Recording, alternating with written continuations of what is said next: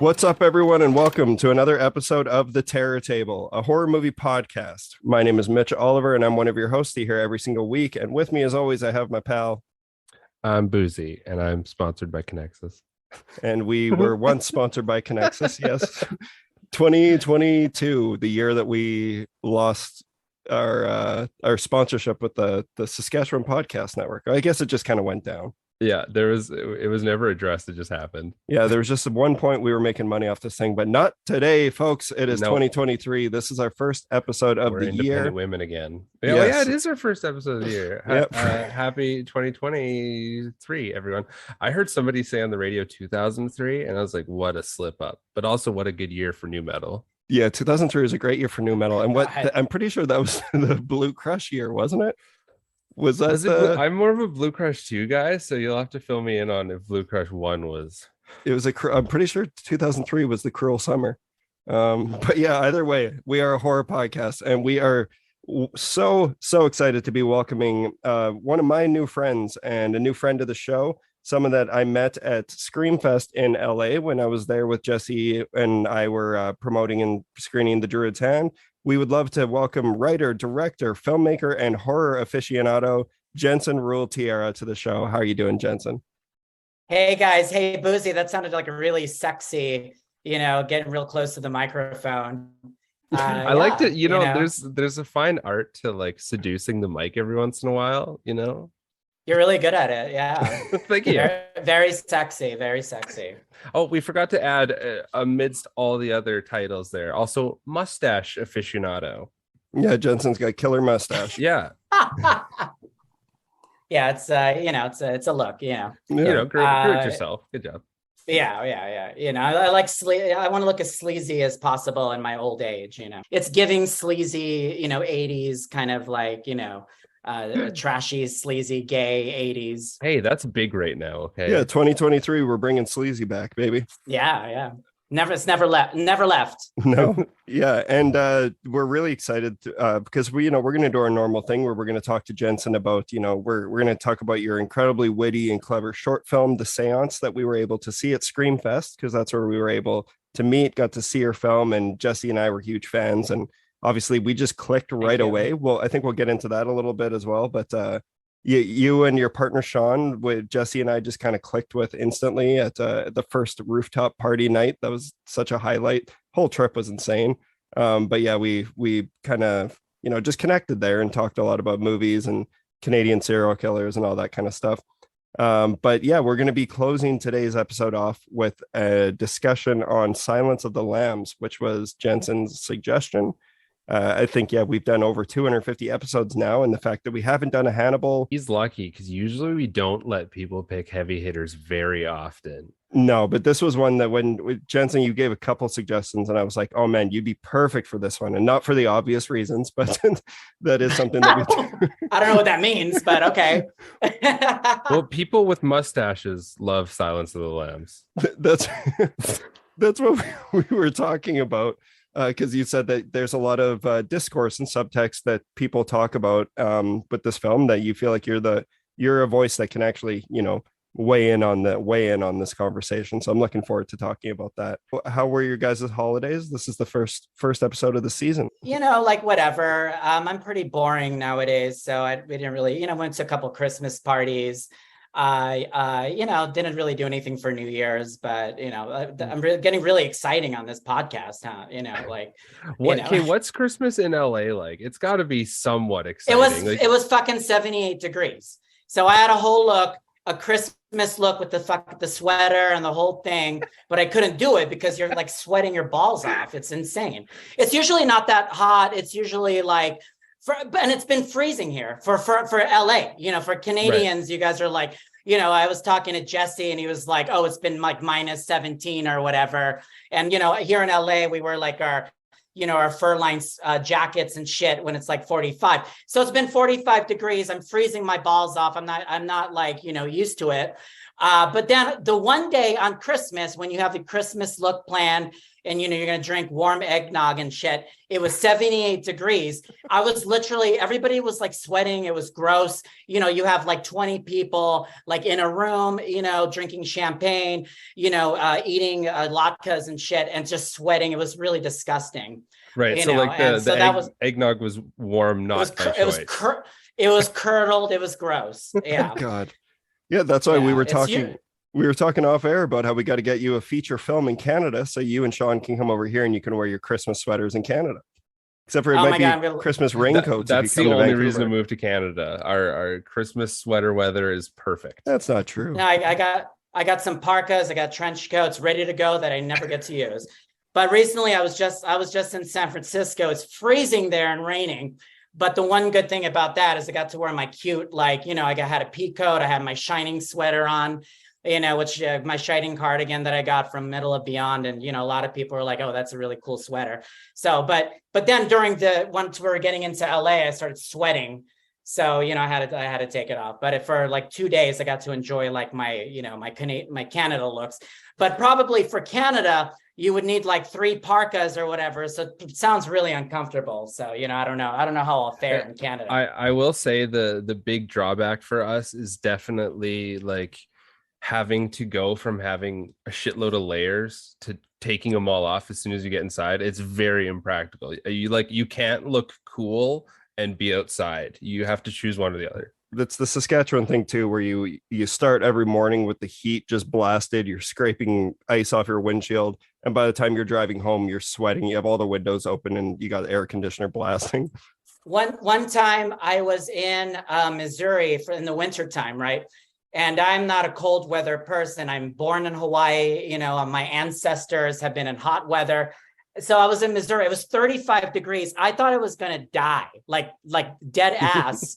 Like I could feel it in my bones, like that's this cold. Then I was talking to your friend. I was talking to Jesse and he was like, oh, you're such a pussy. He didn't say that, but he was like, oh, it's like minus.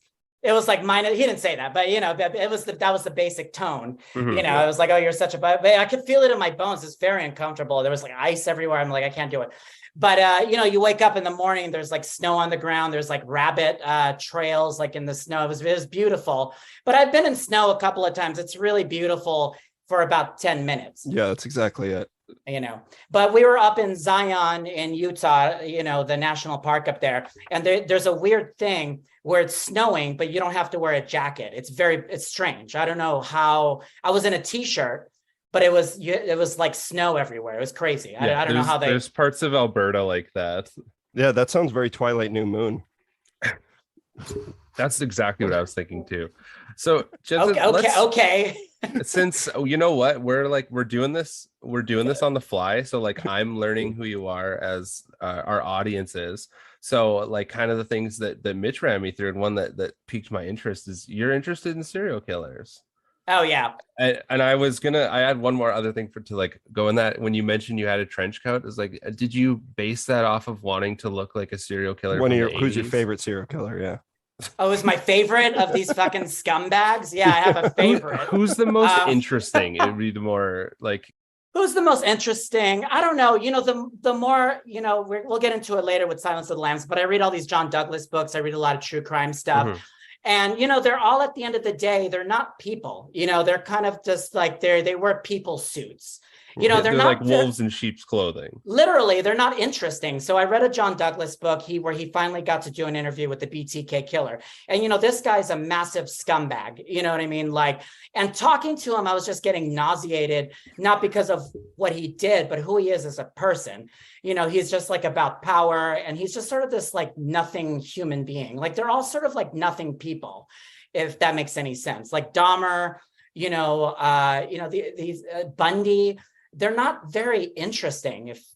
The more that you learn, the more that you see that the only thing that's interesting about them is the deeds. Mm-hmm. You know what I mean? So about BTK, I was like, God, this guy sucks. Like, you know what I mean? Like, the more that you talk to him, I was just mm-hmm. like, this is just like a nobody who just has like a lot of rage. And then the way that he committed his crimes too was such a clown show. It seemed, if you don't know, the mystery with him was that you didn't know who he was for like a long time, and he got away with it for like a long time. But when he goes into his crimes, you find out that he's a fucking clown. You know, he fucked up a lot. He had to kill the whole family because he didn't know that they're all going to be home. So he targeted the little girl, and he thought it would only be the mom and little girl. And it was just like this comedy of errors where everyone just started coming back home. Have you seen The House That Jack Built? No, I don't. I'm over Lars von Trier. You know, he's just so Gen X and just so like, you know, so everything is shock me. It's so boring. I liked his earlier films. Like I love Dogville. I think that's the best thing he's ever done. Like I love The Kingdom, but I don't want to watch what he's going to do with serial killers. And the thing is, you know, I'm working on a serial killer film right now, and, you know, kind of a serial killer kind of thing right now.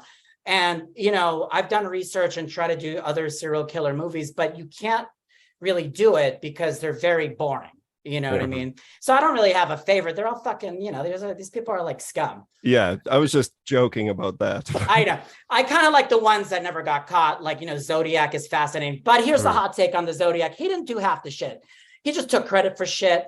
You know, he did like one or two things, and then he terrorized like the whole city. So something like Zodiac is really fascinating to me. You know, but, you know, in that book, I'll Be Gone in the Dark, which is about the Golden State Killer, you know, Michelle McNamara makes a really good point, is once they're caught, you kind of see who they are. And the Golden State Killer, you know, D'Angelo, he turned out again to be the most fucking, just a scummy, like loser cops. A loser Aren't they fucking both cop. loser cops? Loser cop, a loser nobody. I swear the Zodiac is probably a fucking cop. Absolutely. You know what I mean? Probably that's how they get away with shit, is because they kill strangers and they're cops. Yeah, you know? ACAB. So how do you said it, I didn't. How do you feel with working towards creating like a serial killer film? You have to really get in that headspace. Do you find that like it fucks you up sometimes, because you really have to like think about it? You have to think like you're that, you know, that killer. Well, you have to have motive too, like. Yeah, well, here's the thing. Like I've said, I've tried to write stuff before, and you just can't. I just could not get into it. So with this film that I'm working on, which is called The Basement, it's about the making of a serial killer movie. So it gets very meta, which is a spoiler alert. So now nobody's going to come see the fucking movie. Everyone's going to come see it. It's more about like it starts off as like a horror movie, you know, kind of basic boilerplate, but then it becomes like more meta, and it just kind of has these kind of levels. And so I took the kind of focus off on the killer and more about, you know, literally what we're talking about, getting into the headspace of the killer, and the character that's the movie is like, he's trying to get into the headspace of the killer and all that kind of stuff. But doing research for this, I did a lot of research into Jeffrey Dahmer, and it's just very disturbing, you know, looking at the photos. I wish I never did it. And I have a lot of friends in LA that worked on the Dahmer show by fucking Ryan Murphy. And everybody has PTSD from working on that movie. Everybody I talk to has PTSD just from doing the research. And these are people that are not into horror and not into like a true crime stuff like I am. I have a pretty like strong stomach for that stuff. But, you know, as I get older and you become more of a fucking human being, and it's not so sensational, and there's victims and stuff, you kind of learn the true kind of cost of the whole thing. So yeah, I don't have a favorite. I just know because taking it back to how when we first met, it was pretty hilarious. Like Jesse and I, we've told the story before, but we felt so incredibly far out of our element. We were, you know, 2,000 miles from home, and in LA for the first time. And we found ourselves at this like rooftop after party. It was the opening red carpet night. And we're standing by this pool, and we like don't even know where we are. We're like, this is at the weird. At the Sky Bar in LA, which I can never get into that fucking place. For years I've never been able to get in. It's the hottest shit in town, right? You know, Paris Hilton, Lindsay Lohan used to go back in the 2000s. I had a friend, and she was like a really hot girl. You know, she had the big boobs and the hair and the whole thing, and she would just walk right in she never waited in that line, you know, and I was never cool enough to get in. You know, back in the day, I thought it was hot shit. I was like really cute and a hipster. They never let me into these fucking places. So I was like, oh, we're just going to walk right into the Sky Bar. So Mitch, you and Jesse are very lucky that you got into the Sky Bar. But once you get in, it's not that great. Yeah, well, it's just a bar with a pool. Who gives a shit? the very best part about it was Jesse and I were both standing there awkwardly by the pool, just drinking our like fucking what has to be $30 drinks. And but they were just they treat you like rock stars. It was free for us. Yeah, it was free for us. Tickets. But we're standing by the pool, and I think you could just sense that we were awkward. And like, you came up and you and Sean introduced yourselves, and then we said we're from Canada. And like, one of the first things you said was, "Oh, like Carla Homolka and what's his fucking nuts? That other piece of shit." But Paul Bernard, the pig, and Paul Bernard on that pig farmer. Robert Picton, and that's the pig man, And we basically just clicked right away, and then we just started talking about all that, and then you filled us in that you're like, oh yeah, this place is like this place is pretty out of control, and it was, but that was great. Here's the interesting thing about the horror world that I found to be very fascinating is that there's sometimes with me and Mitch. There's an overlap with true crime, but not really. But I'm like pretty promiscuous when it comes to like liking scary and gross stuff. So it's funny because a lot of true crime people that I know are not into horror. You know, they're just mostly into true crime. But it's funny because they're like, oh, I can't watch horror movies. They're so scary. Meanwhile, they're going to bed listening to about vagina purses and eyeballs and stuff. It's nuts. And then I'm into plastic surgery and stuff. And I had a friend who's this big horror guy. He's really into gross shit, cannibal Holocaust, all that stuff. I was watching a plastic surgery video just randomly. It's just what I like to do. Just for funsies? Just for fun. And he was like, I can't watch this. Turn it off. I'm like, you're the one who watched Cannibal Holocaust and you can't watch the plastic surgery video. So it's weird how it's just not a lot of overlap, which is I find very interesting because it's all pretty gross. But my true crime friends are like, oh, I can't watch Audition. I'm like, really? I mean, they've turned off Audition, which is funny. Meanwhile, you can fall asleep listening. Oh, she was buried underneath the parking lot. It's funny. And then one thing I know we talked about, and I think we said we were going to talk about it. You already mentioned it, but true crime is bigger than ever. And honestly, like, I'm a true crime fan. I know Buzi is as well. I've gotten like officially tired of it because it's been so over sensationalized and everything. But I'm still gonna, like, the day that the Dahmer show went up, I pressed play the minute it came out. And I watched the whole fucking thing. I know the whole story. I know everything that happens. I'm like, why do I feel this obligation to sit through this again? And it's because that show, I'm actually not entirely sure how you feel about it, but I feel like in my opinion, that's like the best thing Ryan Murphy's ever done. But it was still a miserable fucking experience watching it all and experiencing it all. Yeah, I didn't watch the show because, first of all, I think, Evan Peters is miscast. And what I've seen of him, I'm not impressed. Ryan Murphy, I don't know. I already know all that stuff. It's like, why watch it? I wasn't really interested, and I was writing my own Dahmer thing. And of course, Ryan Murphy comes along, and does his movie. So, I had to switch gears a little bit, but, I've already read all this stuff. It's like, why do another? But here's the interesting thing about true crime is that it's been in I've been into true crime forever. So there's all this kind of like hand wringing and concern trolling nowadays about true crime, especially from millennials, about like, oh my God, you're glamorizing it and all this and that. But from what I found, it's having an evolution, whereas like when I was growing up, I was into horror and true crime and stuff. And back in the day, it was a lot more sensationalized. And now I think we're moving into a new area of true crime where it's like, you're really exposing these people for who they are. And also there's been a lot more about the victims, especially Michelle McNamara's book. She really spends a lot of time with the victims and the cost, of the toll that it takes on these crimes, because one murder, destroys an entire family and a community. So multiple murders, of course, is going to, it's going to be exponential. But I think we're in an interesting point in true crime now where, it's becoming more humanistic and, it's less about the sensationalized. It's more about understanding the victims and the killers and about where they came from and all that kind of stuff. It's less about the gore and the guts and, for sure, all that kind of stuff. And I agree with that. And I think that's one of the things that made me, give the Dahmer show a pass, especially. But the thing is, it's a 10-episode season, and the very best episode. It's too long. Who has the time? I have multiple jobs. I can't be watching this show. Yeah, but the very best episode was the one entirely set around one of the victims, and it was the deaf victim, and it was just done really well. And it's like, this is what the whole show should have been. And like the one big positive I'll give the show too is I feel like the most grotesque violence that you see in the whole thing is inflicted on Dahmer himself at the very end of this, at the end of the series. Yeah, and then when they were developing the show, I noticed that they were going to go in more of that direction with the victims and stuff like that. And the thing that I wrote, the Dahmer movie that I wrote, was about one of the victims that kind of got away. Of course, I couldn't do it, of course, because now, you know, here comes Ryan Murphy against this guy. He's doing too much. Like, is this your arch nemesis, perhaps? Leave some content for anybody. I'm not going to go there. Yeah, I want to go there on this podcast. Not about him. Everything becomes about him. But it's just and then he did The Watcher. That is such a great case. He fucked it up. You know, that's such a fascinating case. You know, that Watcher. And he is too much. He's let's working put Sarah Paulson in all of it. Let's give her every role. He needs to stop doing cocaine.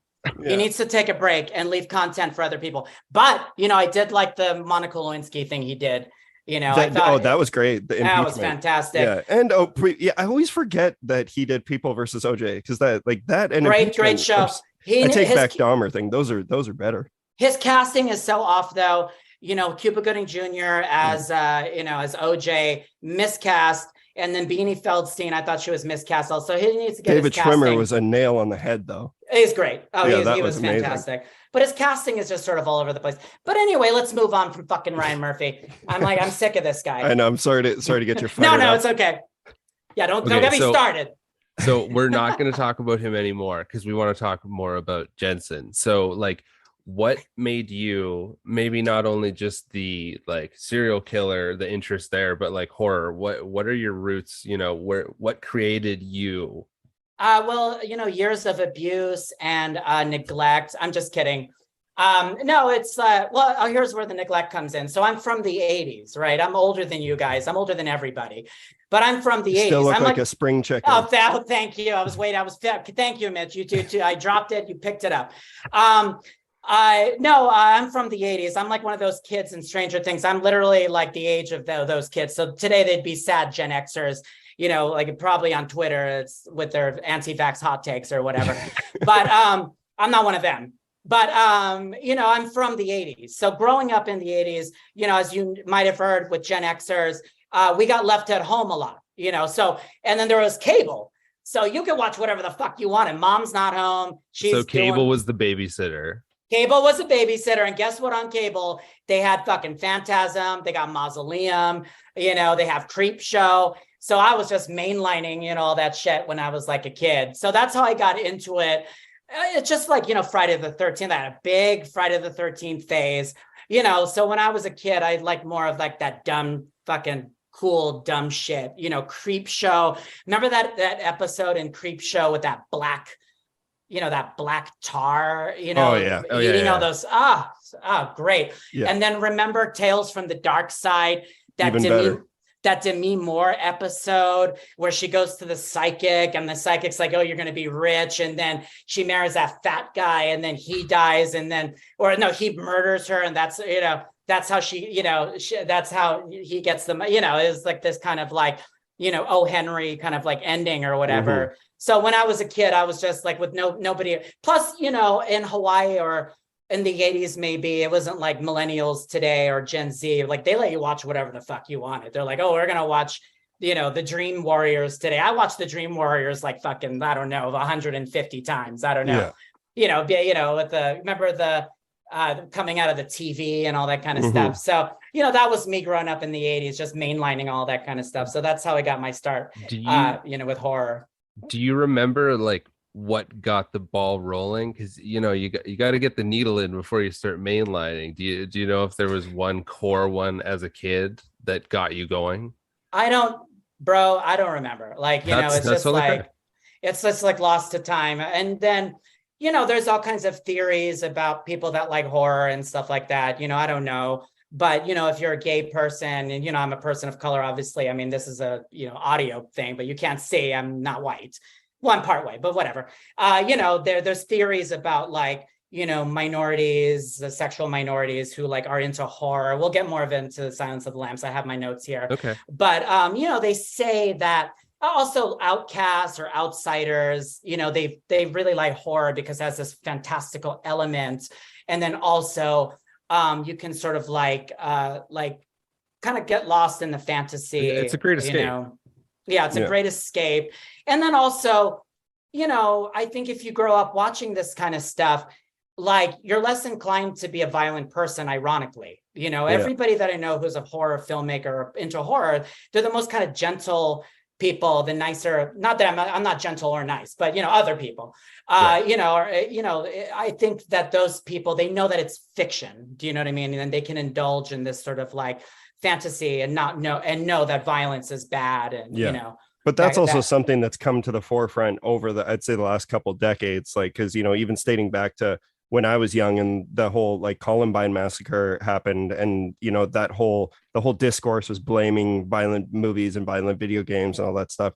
And I feel like since that kind of stuff has happened, that whole debate has just folded in on itself, because that's all kind of nonsense. It's the 80s, 90s. It's all this kind of Republican conservative nonsense. Yeah, looking for someone to blame, something to blame. Yeah, exactly. Because how the thing is with this kind of conservative thinking is that it's very simplistic. It's about violent video games and violent, Marilyn Manson, all that kind of stuff. But then if you look at those kids' lives, and Columbine in particular, is that, they were surrounded by this kind of culture of violence. They were living in this military town. And that fucking guy, Klebold, these guys, they were like violent psychopaths, which gets lost in the whole, they didn't get picked on or anything. No, just they were the bullies, you know what I mean? And, so blaming video, it's just like an easy way, because it's so popular with a lot of people that, you'd think that there'd be millions of people getting murdered and being slaughtered, but that's just not the case or whatever. Yeah. Absolutely. It's nonsense. Yeah, and that's something that we talked about at Screamfest, like just in the lobby, talking about, like, this was before we had seen each other's films or anything like that. But we were talking about like the kinds of horror that we're attracted to now. And you were telling us about the seance, and you were saying that you like fun horror. You like stuff that you can go in and like kind of high concept and it'll be goofy. And like that explains all of the love for the 80s horror. Like it was just all high concept and bonkers over the top stuff. Like what kind of stuff are you seeing these days that's really exciting you? Well, I'm pretty promiscuous, just full stop. But no, I'm just kidding. I'm pretty promiscuous when it comes to my horror, like my watching. I don't only watch horror; I watch all kinds of stuff. But I really like nowadays. I really like that movie Barbarian. I know you guys have talked about it before. Barbarian is fantastic, but I kind of like the more pretentious stuff. Also, I like Hereditary and Midsommar and that kind of stuff, and fucking Mandy. Oh my God, Mandy is such a banger. So I kind of like the, nowadays I'm also liking kind of the artsy, European stuff from Korea and that kind of stuff. But I like more of the fun stuff. But I think horror is having like a real glow up nowadays. And I know you guys have talked about Nope. Nope is a fucking masterpiece. A lot of people I know are just fucking sleeping on Nope because, they have no taste. But I think with Nope, I think Jordan Peele has really risen to another level. Like, I think he's a great artist. Mm-hmm. You know what I mean? Like, I think he's been like moving into another space. And it's nice to see in someone's career when you just watch them sort of just bang. You know what I'm trying to say? Like, I've seen like, other people's careers, like, Pedro Almodovar, when he made All About My Mother, you just propel yourself into like another career, with Paul Thomas Anderson, who I wasn't a big fan of, but I thought with, stuff like The Phantom Thread, he's just like in another part of his career. And I feel like when I was watching Nope, I was like, oh my God, he's like moving into the pantheon, I think, of the greatest American directors.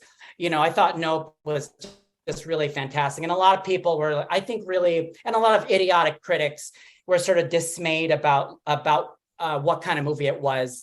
I think he was all over the place with the themes and stuff like that. But I thought it melded together, pretty brilliantly. And I thought the artistry was just really fantastic. The cinematography and the sound and the script. I'm basically watching that kind of post horror, as they say. Elevated horror, which I think is a stupid It's one of the dumbest things in the history of the horror conversation, but I know what you mean. But like true crime, horror is kind of moving into this other level. So that's me. So so we met during Screamfest, and I was there with the seance, and you were there with the fantastic Druid's Hand. I gotta say, it was a real banger. But no, we met because we needed our pictures taken. You guys were just sort of standing there, and I was like by the pool, and I was like, oh, these guys look nice, so maybe they look like they would take a good picture. Yeah, and then I started in on talking about Canada, which I didn't let up for the entire festival, because you rarely meet Canadians. So I was like, oh, let's talk about Poutine and David Cronenberg. Also, David Cronenberg's last movie. You know what? I didn't love it as much. Crimes of the Future. I write a lot of stuff that's very talky, but I felt that he could have done more with giving us a break and having a lot more like visual breaks or whatever. But it's pretty. I thought the kind of ideas and stuff that he was working with that movie was pretty daring, even though it wasn't my favorite of his. No, totally agree. That was my most anticipated movie of the year by far, and it was quite a bit of a letdown for me. I think I need to watch it again. Probably have to watch it again, because there's so many ideas like coming at you. I love his movies so much. So like when something isn't just like when my hair's not completely blown back, I'm like, what? Something must be wrong with me. But we also talked about this off air, but I'm like just as excited, if not more, about Brandon Cronenberg's future, and like seeing Infinity Pool and Possessor. Like there's just so many there's just amazing stuff coming out of Canada right now. I think with Brandon, I think like I was saying about Jordan Peele, I think maybe hopefully he's moving into a new level of his career where he's not like copying Daddy. Because I saw Antiviral, I'm like, oh, you're just Daddy. I saw that. Antiviral didn't do much for me. Yeah, I saw that at the AFI festival, and me and my friend were like, "Oh my god, this is such a fucking nepo baby," like but Jennifer Possessor. Possessor. I haven't seen that one. Oh, it's so good.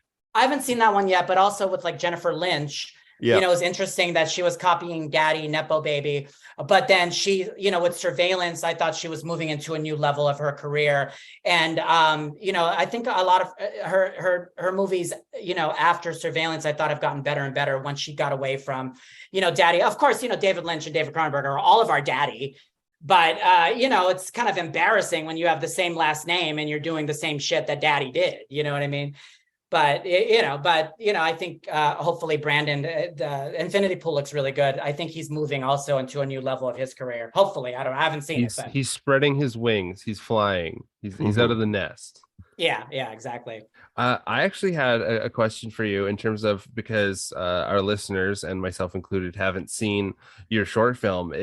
Can you explain like what makes you as a horror fan, like what are your big influences, director wise, film wise, that kind of created your taste? Okay.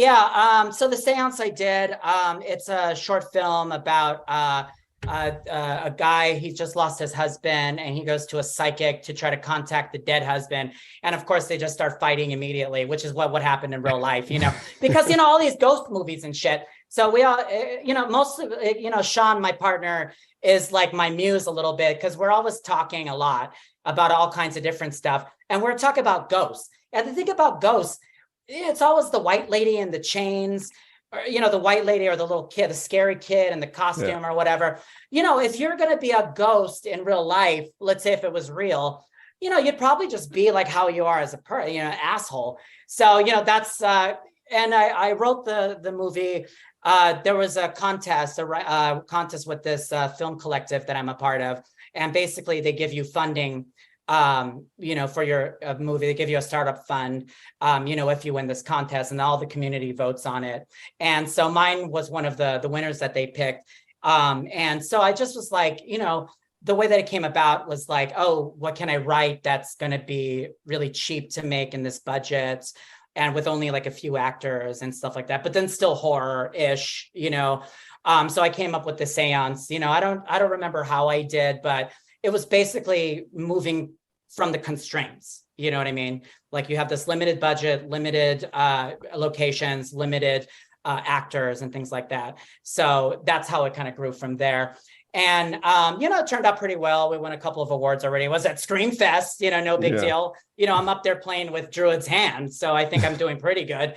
Yeah, but my big influences, again, I'm pretty promiscuous, as a filmmaker with my influences and stuff. When I was a kid, of course, you're watching all this horror stuff, and dumb comedies, and then when I started studying film, I studied like Jean-Luc Godard and Akira Kurosawa. So I got, and Dziga Vertov, like Eisenstein, and I got very, very pretentious, like really quickly, Louis Buñuel, stuff like that. So those are kind of my big influences, Cronenberg, but which is nothing like what the seance is like either. I gotta just quickly jump in and say, like, that's what's funny is like you say that you got a little pretentious with all that stuff, but you don't see any of that in the seance other than that it's made by someone who understands genre and like the kind of speed and the veracity that you need in a dialogue to pull something like that off. But you did. Yeah. Well, to be honest, you shouldn't really be honest on podcasts, but to be honest, I kind of have to like move away from more, because my earlier work has been very experimental. It's been very pretentious. It's been very like, kind of like more punkish, with the kind of content and also the way it's filmed and stuff. So when I was also creating the seance, I told myself, plus advice that I had gotten from other people was just kind of like move into like a different direction, more mainstream, and kind of like growing out of the more kind of experimental and more kind of like, just do a higher level of like of filmmaking, you know what I mean? And writing and stuff more, not Hollywood and mass audience, but just a little bit more out of the realm of experimental. But, I feel like the seance does have a kind of a little bit of a meta element, but it's just like less, experimental filmic wise. My other shit, is just really insane with like kind of the, kind of the experimentation and the kind of rough look of it, where I just kind of want to move into more of a professional, I don't want to say slick, but, into that kind of realm. Yeah. And, moving forward, I think that's the kind of like direction that I'll head into. And then maybe when I'm older, then, pull a Godard and make some really fucked up, crazy experimental shit once I'm like, 80 or whatever. But yeah, that's basically like my influences. Like I love Pedro Almodovar.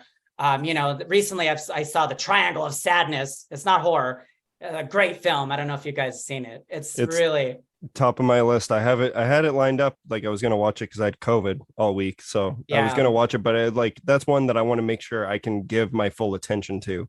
Because you got to see it in the theater with people. It really is a really great audience movie. And then I saw Decision to Leave by Park Chan-wook. He did a whole lot of horror and that kind of stuff, and now is moving again. His career is like shifting into like a higher, he's a higher domain or whatever. And Decision to Leave is just really fantastic. And then, Banshees of Inisherin again is a really great film. So, I'm kind of just like all over the place. I like a lot of crap too, so, mostly I watch, 90 Day Fiance. And the biggest horror film I'm enjoying right now is the kind of the American political scene is probably the most terrifying, horror film that's like out there, Yeah, no kidding. Okay. Which 90 Day is your favorite? Because there's like 80 spin-offs. It's like the Marvel universe, you have to keep up with this shit. So I don't really have a favorite, but right now, I'm really enjoying The Single Life and, happily ever after. Right. But I'm waiting for Canada to have, there's been no Canadian 90 Day Fiance, but probably be pretty boring since you guys have that reputation for being nice. Plus, I don't know what Canada's immigration policies are, if you can just bring people in or whatever. I don't know. It's definitely a little bit easier. I've never immigrated to Canada, so I'm not sure. Yeah. Awesome. Well, yeah, no, we've gotten a good idea of who Jensen is as a filmmaker and as a horror fan and everything like that. So I think we should just let's cap off a little bit. Let's talk about what we've been up to recently. Maybe I'll toss it over to Buzi, and we'll just talk a little bit, then get on to Silence of the Lambs. Sure. So I'm going to go. The first one here is from 2021. I watched The Resort. So this is 4 friends head to Hawaii. Funny enough, the Jensen's hometown, to investigate reports of a haunting in an abandoned resort in hopes of finding the infamous half-faced girl. When they arrive, they soon learn that you should be careful what you wish for. So this was written, directed by Taylor Cheen, I believe. It reminds me heavily of early 2000s, like glossy horror. You love that shit. I do love that shit. Like And Valentine. oh man, I love Valentine. Don't even get me started. I know. Anyway, I thought the concept for this was really cool. The actual set itself, like, is phenomenal. I don't know what actual resort they shot this at that actually is abandoned, but I think that's why I stayed for it, is the location, because overall I didn't have a great time with this. The half-faced woman wasn't very intriguing, and it was just really silly overall. So wasn't a huge fan of this one. But yeah, I stayed for the location. It was a cool location. But all right, so pretty lukewarm review from Buzi there on the resort. Jensen, do you have anything else you want to talk about that you've seen recently? Yeah, I just watched the new HELLRAISER movie. We were on vacation, and that's the best way to watch it, I guess. You know, on a plane on vacation. So I've been holding off on watching the new HELLRAISER, you know, for a minute. What's your reasoning for holding off? I don't know. Well, I wanted to watch it with some friends and stuff. Right. But are you a big fan of the original series at all? I was, you know, when I watched it in the 80s, you know, I thought it was great. But then I watched it just a couple of years ago, and everybody's going to come for me. I don't think it's that good. Just between us. I know, and you know, no one else is listening. Do not at me. Yeah. But the first one is not that good. It doesn't hold up very well. You know, the second one is a banger, you know, Hellbound. But the first one, I was just like, oh, this isn't very good. But the new one, I was just like, oh no, I don't, you know, I just wasn't that interested. So, you know, I was on vacation, so I watched it, and you know what? I thought it was okay. It was pretty good. It was good. It was okay. I don't know if you guys have seen it yet. Yeah, we really. I'm a big fan here. Yeah, I liked it. You know, is that bad? Is that shameful? I didn't like the original, but you know, no, didn't hold up as well. But I think Buzi feels the same way. Like, you prefer the remake. Yeah, I think it's a lot more streamlined for how I like a story to be told, and it's weirdly less horny. I know, Mitch, you thought that the new one was really horny. I didn't think it was as horny as the original. Horny. It's pretty horny. They're both pretty horny, but the original is so horny. I don't know. Those I'm boys, a big fan. Those boys in it were very, very attractive. The new one was very sexed up, like it was like CW, but then it's like, let's fucking kill all of them in the most brutal ways. And it was great the way they kind of like went with the mythology. I thought it was very, very smart. And then the thing with the box, you know, and all that kind of stuff, and some of the visuals, like, you know, that scene directed so well in the van with the you know, her being trapped with the tunnel and all that kind of stuff. I thought it was very beautifully done. And then the way that the box would sort of like, you know, move and reconfigure, and the way that they did the Hell Priest was really interesting, who we call Pinhead, but you know, people who are in the know, the deep cut, it's the Hell Priest. Yeah, exactly. And the way they did her, because in the book, I guess, I haven't read the books in a while, but in the books, I guess she's sort of like a, you know, the Hell Priest is sort of like a feminine kind of thing. So at first I was like, oh, they're making it into a woman. That's kind of interesting. But then I remembered that, you know, in the original books, it was sort of like an androgynous sort of figure. And so I liked it the way, and then the way that it wrapped around with the lament configuration was just, and then it goes back into that configuration for someone else to find. I thought that was a great kind of like circling back, you know what I mean? And the visuals and the design were really great. I liked how the Cenobites were like not in black, you know what I mean? They were like in that pink and that red. Chef's kiss. Yeah, I liked how active they all were too. Like, it was fucking, to me, hilarious that watching the Chatterer running like he's Freddy Krueger running down the street. I thought it was awesome. That's one that I think I expected that was going to be like one that was just a huge hit among horror fans across the board. But now the top 10 lists are coming out, like, I don't see it on many people's lists, but spoiler, it's 100% on mine. I loved it as well. Double terrible spoiler for us here. Yep. Oh, sorry. Oh, yeah. I forgot on podcast you're supposed to say spoiler alert, but no, I think people who are listening to this podcast, they probably have already seen it the day that it came out, that dropped on Hulu or whatever. Yeah, no, for sure. We're all good in that. But yeah, we don't have Hulu. We got Disney Plus and Crave. Okay, Canada. Yeah. Whatever thing you guys watch. Yeah, I have a friend lives in Australia. He doesn't have Hulu either. We're being robbed. So, okay, on order off of Hulu. Those so that's really fuckers. that's the whole reason I got Hulu was to watch Law and Order, and they took it off Law and Order because NBC has its its own like streaming channel now. So they took off all the Law and Order and put it on NBC, and I don't want to pay for another one. Anyway, that's my own personal problem.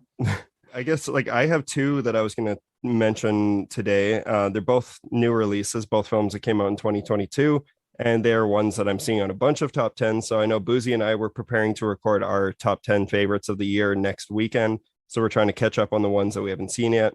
And these are two movies, I guess, mainstream movies, because they got wide releases that I saw the trailers and I'm like, how is this horror? I don't understand. But I'm going to lead off with The Menu. So The Menu is now on Disney Plus in Canada. That's where I was able to see it. But it's directed by Mike Mylod. And yeah, it's written by Seth Reese and Will Tracy, who are both writers on Succession. So, and I'm a fan of that show. So I was looking forward to seeing this. Big fan of Ray Fiennes, Anya Taylor-Joy, Nicholas Hoult. There's a whole bunch of great character actors in this one. John Leguizamo, Reed Birney, who plays what's his name? He's Gil, I think, in Breaking Bad. Either way, have either of you seen The Menu yet? No, I'm just looking this up right now here. Yeah, so like I don't know. You look at the poster, and you there was a short film that played at Screamfest. I'm drawing a blank on the name of it, but it was set in a restaurant. It was just fucking amazing.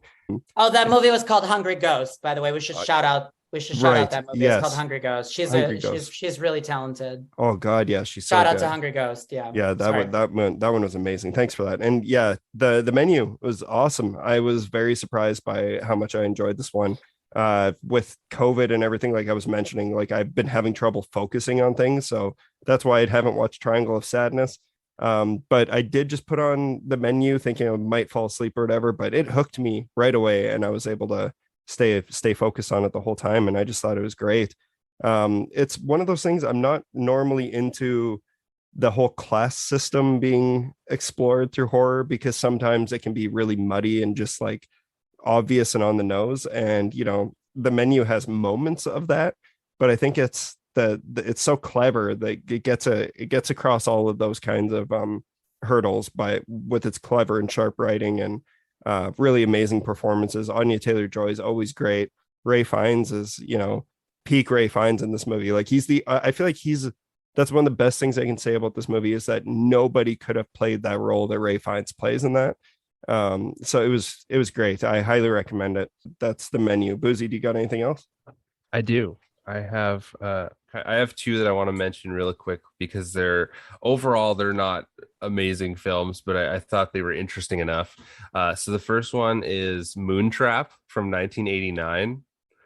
And this has your boy in it, Bruce Campbell. Bruce Campbell and Moontrap. I have not heard of Moontrap. Yeah, so Moontrap is a ripoff of Alien, very clearly, The Thing, and adds a little bit of a robotics scariness to it. It has some interesting kind of practical effects and scenes put together, but overall, it's not a classic. There's a reason you don't hear people talk about this film. But it's kind of cool. It's a neat little piece of history. I think overall the story is kind of neat. And also there apparently was a sequel in 2011. I just noticed when we started talking about this. So I think I'm gonna watch it. I thought you just said that this one didn't do much for you, but you want to see the sequel? Of course I do. The idea of is it Moontrap animatronics, and yeah, it is. Oh, it's 2017. I bet wow. Bruce Campbell had nothing to do with this. Yeah, I don't see Brucey on this one. And the other one I wanted to mention quickly is I sent Mitch a little video of this, but I'll try and explain it for our viewers. So this is 2000's The Convent. Oh boy. So I'll just read you the synopsis. A group of college students break into an abandoned convent and become possessed by demonic spirits. Because of course. Because of Yeah. course this movie is straight to the point.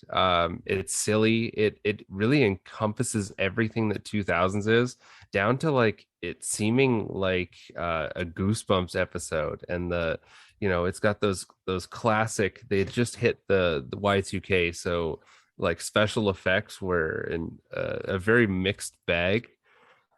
This has a very cool intro, which is what I wanted to talk about. I'd sent this to Mitch. It's a very like Tarantino-esque intro, but basically this goth woman walks into a convent and she's smoking a cigarette, and she takes a big like swig of whiskey and just starts beating the fuck out of nuns and the It's just priest. a bunch of nuns. Yeah, and then she pulls out a shotgun and starts shooting them, and then she lights some of them on fire. It's just a really wild ass intro, and I was super excited. This is on Tubi, so I saw this intro and I was just geared. I was like, this is gonna be a really fun little gem that I'd never heard of before. That And intro, it reminded me of like a trailer that you'd see in Grindhouse.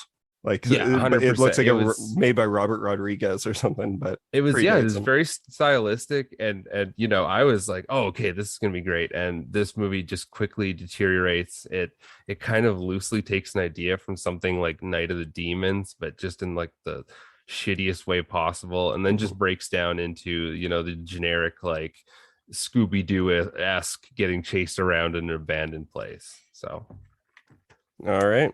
Sounds fun. Clearly, the director is a recovering Catholic.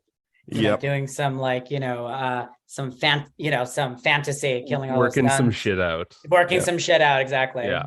Yeah, you gotta. And the last one I'm going to talk about this week, the last one I'll mention, is I also checked out Bones and All, the new one from Luca Guadagnino. Jensen, have you seen this one yet? No. Not interested? Not interested. Yeah, see, this is Timothy Chalamet. I mean, I'm interested in Timothy Chalamet, but not that movie.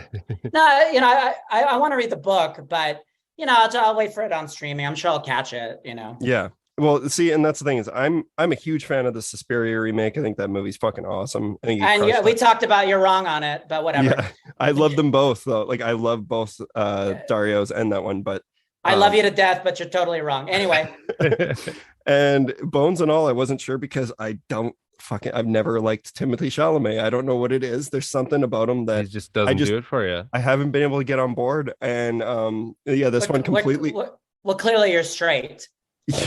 There we go. That's definitely plays a role.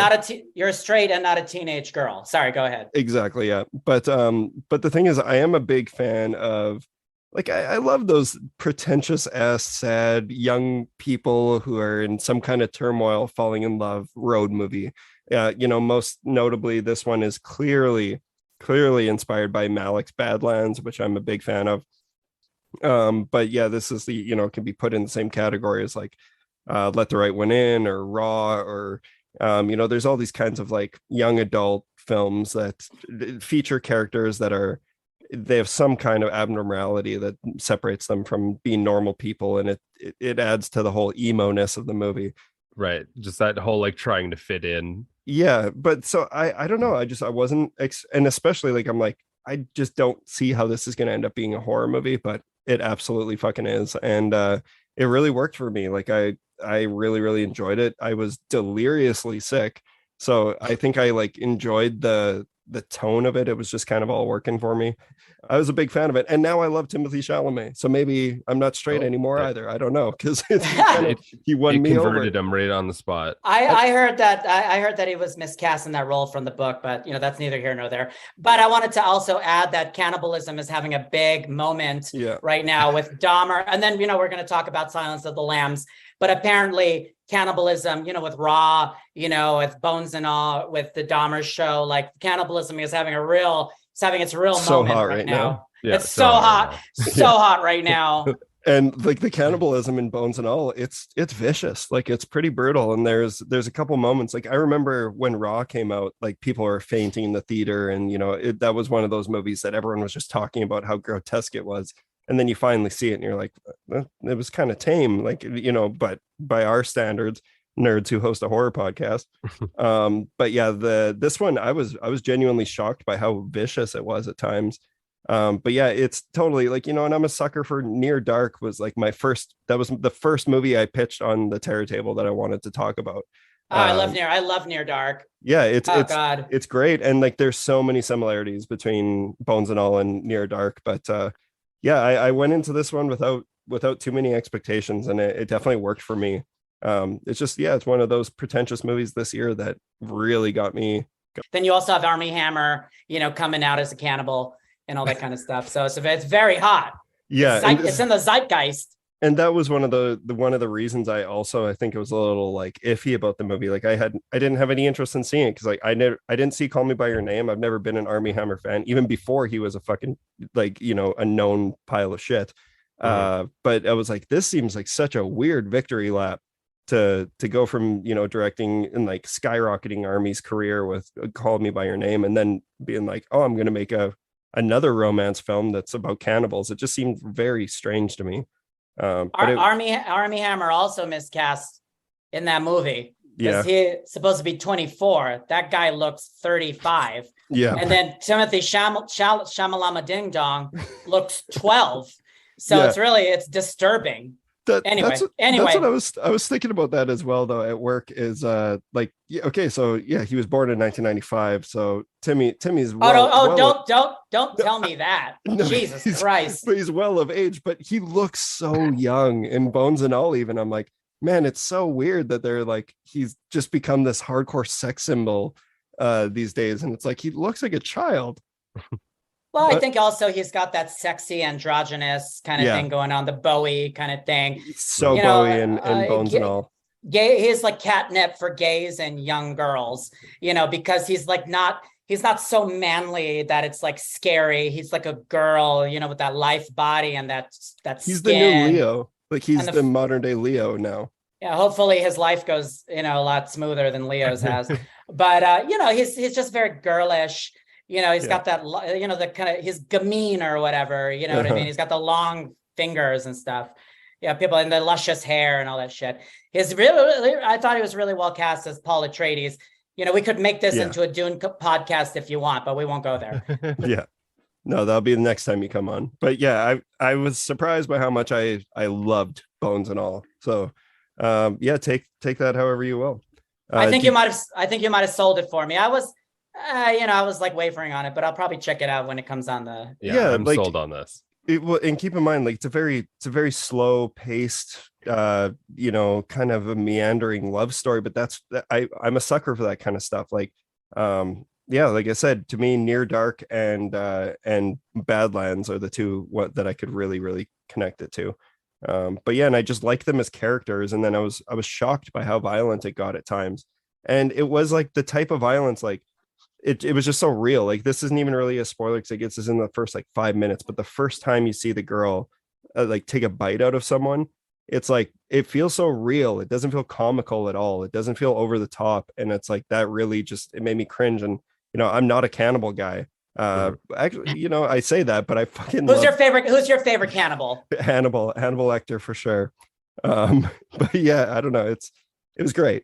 Do you guys have anything else you want to talk about before we get into? I have one more I want to mention here before we go. So this is a 2022 film. It's more of a crime drama than a horror, but I feel like it can kind of make the cut here. So I watched 2022's The Stranger, which is on Netflix right now. Joel Edgerton and Sean Harris. And it's about an undercover cop who is trying to get a suspect of a murder case to confess. And this is a very slick crime film. I would like to call these like films like these kind of like baby Fincher films. They they come from that same kind of ilk and cloth, and we're talking about sexy men here right now, brooding white guys. And Joel Edgerton, he does it for me. Joel Edgerton is moody and just gruff. He's always got a beard. He's just ready for action. And I just will also want to mention that Sean Harris is a fantastic actor. And for anyone who hasn't seen, it's been stuck in my brain ever since I've seen it. But if you haven't seen Possum, which he is, oh boy, what a fucking bizarre movie. It just, Sean Harris now just creeps me out just because of that film. And overall, this is me talking about Strangers, not that. So overall, The Stranger, I think, is a really well-crafted film. It kind of reminded me of kind of that slicker crime drama, even the way, like, I always gushed about Lost Girls, how much I like that film. Mm-hmm. This is definitely something that could be paired with something like that. And just a very slow burn, and the end just it really wraps it up really well for you at the end. It's I can't say enough good things about it. I think that's gonna be my watch after the episode tonight. Perfect. I sold you on it here. Yeah, well, that's like, and it's so funny because you look at even the Druid's Hand, and we're both from Saskatchewan. Something about gruff, depressed, fucking bearded dudes just being brooding and sad. Just brooding. Dudes being dudes. Big fan. I know. Yeah, straight men love that jam. Mm-hmm. We love being sad. I've dated enough of those, so I'm over it. Yeah. Awesome. Well, Jensen, do you have anything else you want to mention before we hop on to Silence?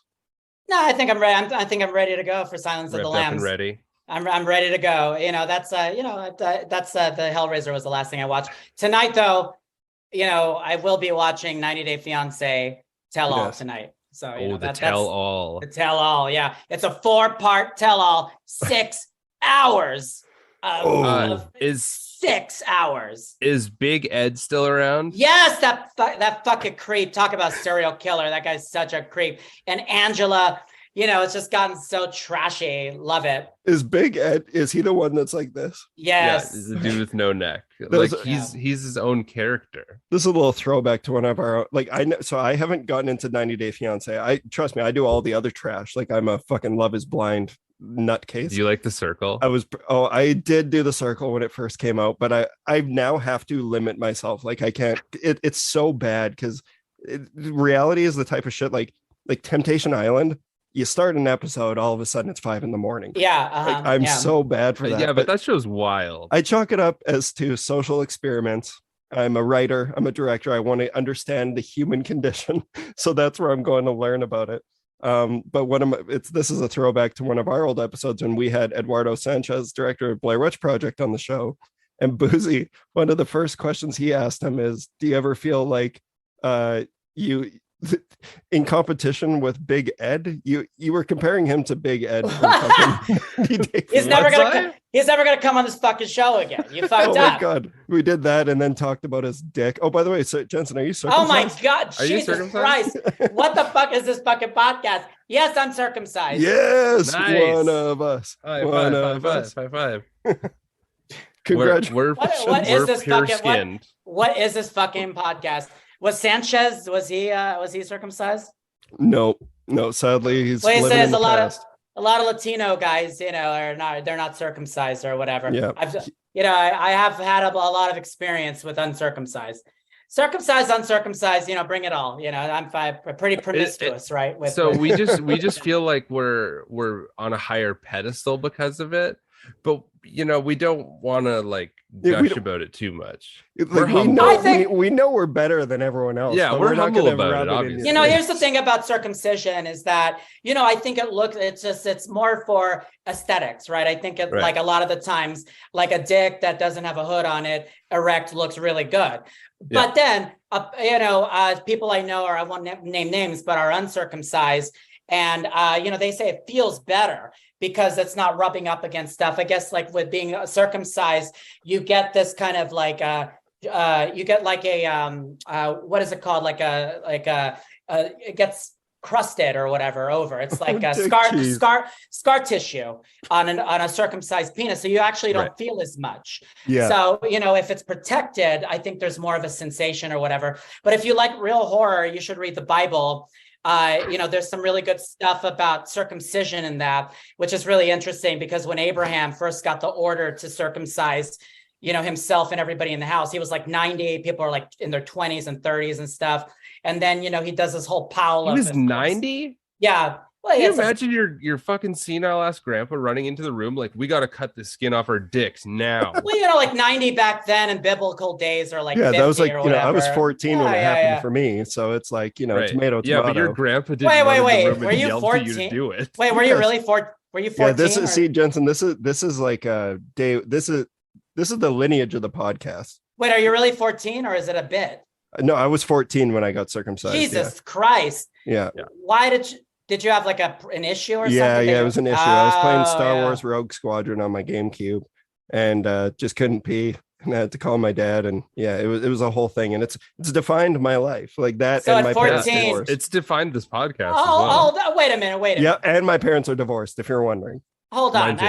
Wait a minute. I have questions. So you're 14. You're playing the fucking game. You can't pee, so dad has to come in and look at it. And you had hair. Okay. I come from a very a home where we never talked about that kind of stuff. Raised religious. What home talks about this? I know it'd actually be weirder if he did talk about it. But it was one of those things where it was like, son? last case Ontario. Let me see. Let me check it out. Last case Ontario. You talked to your parents about it, and I went to the bathroom, and I'm like, oh. This is it was blowing up like a balloon. I'm sorry for everyone eating at the moment. Oh Christ. Oh, that's awesome. Yeah, I love all this gross stuff. So what happened? You had like an infection or something? It was growing over. I was just, I was growing. I had a growth spurt. It was a very big year for Mitchie. Mitch is just trying to say he has a big dick. That's what he's trying to say. Trust me, that's another thing about the podcast is it's the opposite. But yeah, we're neither growers nor showers. Yeah, exactly. It sucks when you're neither both, but the good news is my sister's got me Elf on DVD as a circumcision gift when I got home from the hospital. Yeah.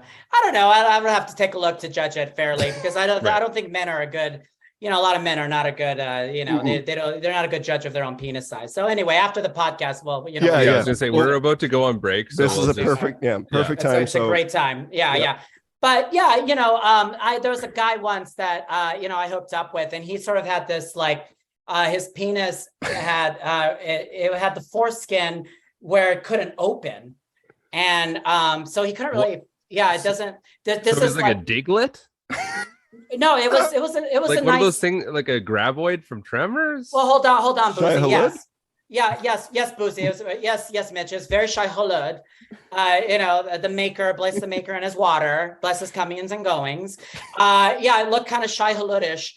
But when he was erect, it was a nice size and everything because I'm a size queen. But when he was erect, the foreskin still went around the head of the penis. And apparently, King Louis the 16th, I want to say, he had the same issue. So he actually had to tell you that. Like, how does that come up? How does that information? I gotta add this to my bit. No, it was in my face, so I saw it. Right, but how were you? You weren't instantly like, "Hey, that's the same dick King Louis had." Like, that's not. No. The King Louis dick over here. No, it just you just did whatever happened, and I didn't bring it up. But I remembered that it was like all the way around the head. So, and it was tight on the head, the little like hole or whatever. Right. And it couldn't bend, it couldn't, slide down. So it was just sort of like covered the whole time. So I don't know what kind of pleasure that he got. But apparently, here's my story. So apparently the king of France, he had the same problem. And then he had to get circumcised at a later age. But here's the irony of the whole thing, is that the guy who made the cutting implement for cutting this for him being circumcised was the same guy that designed the guillotine. Ooh. Think about it. It's a true revolutionary. It's a full circle kind of irony, right? Because the same guy that chopped his fucking head off, his head off. Yes. This is the wildest information dump. Like, we've learned history right now, and it's like the shit you don't regularly hear. It's like what Sorkin says, man, write what you know. Write what you know. Yes. I am an expert on penises. Okay. Good. We like to fancy ourselves experts on penises, but everyone you have no idea. You have no idea. We're just you don't know any. You we're don't just know scraping anything. the foreskin. Yeah. I feel really bad for Jeff if he still listens to this, because he listens to it with his daughter like frequently. I warned you too at the beginning of the podcast. No, this is great. This is I'm going to get canceled. No, this is the kind of good health tips that we need in our lives. We're going to take a little bit of a break here, take a look at each other's dicks, and we'll be back to talk about Silence of the Lambs. We'll see you guys on the other side. You spook easily, Starling?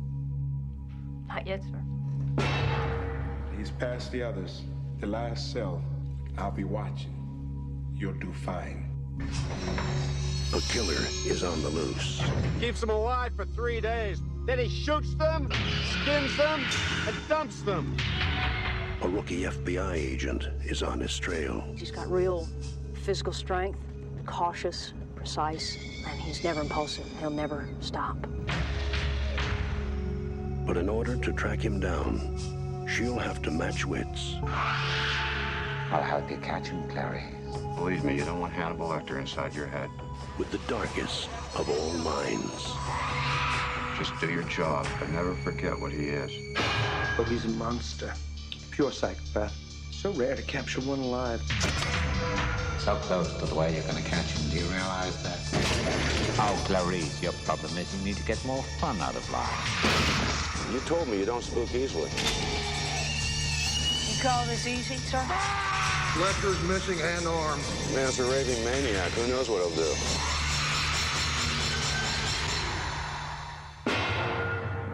Thank you, Clarice. Thank you.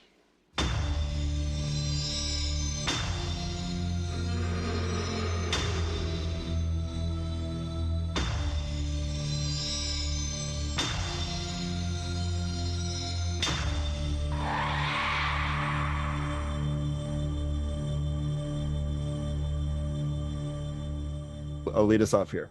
All right. And welcome to our main feature presentation. Leave it in. Leave it in. I will leave it in, I promise you. Welcome to our main feature presentation, where we are talking about The Silence of the Lambs from 1991, which was directed by Jonathan Demme. It's based off the book by Thomas Harris and the screenplay by Ted Talley. This was a film that was brought to the table by Jensen, and this is obviously a heavy hitter. This is like, I think this is one of the best ones where we often talk about, like, it took us forever to cover The Exorcist, because it's like, what's left to be said about The Exorcist? Like, what are we gonna have to bring to the table? It's gonna make for a fresh conversation. I feel like this is one that's ripe for a really good discussion. I've made it no secret on the history of this podcast that I am a Thomas Harris stan. I'm a Hannibal Lecter stan. I love these movies. I love this franchise. He's your favorite cannibal. He's your favorite cannibal. So he is my favorite cannibal. Yeah, no. And the movie is starring Jodie Foster playing Clarice Starling. We have Sir Anthony Hopkins as Dr. Hannibal Lecter.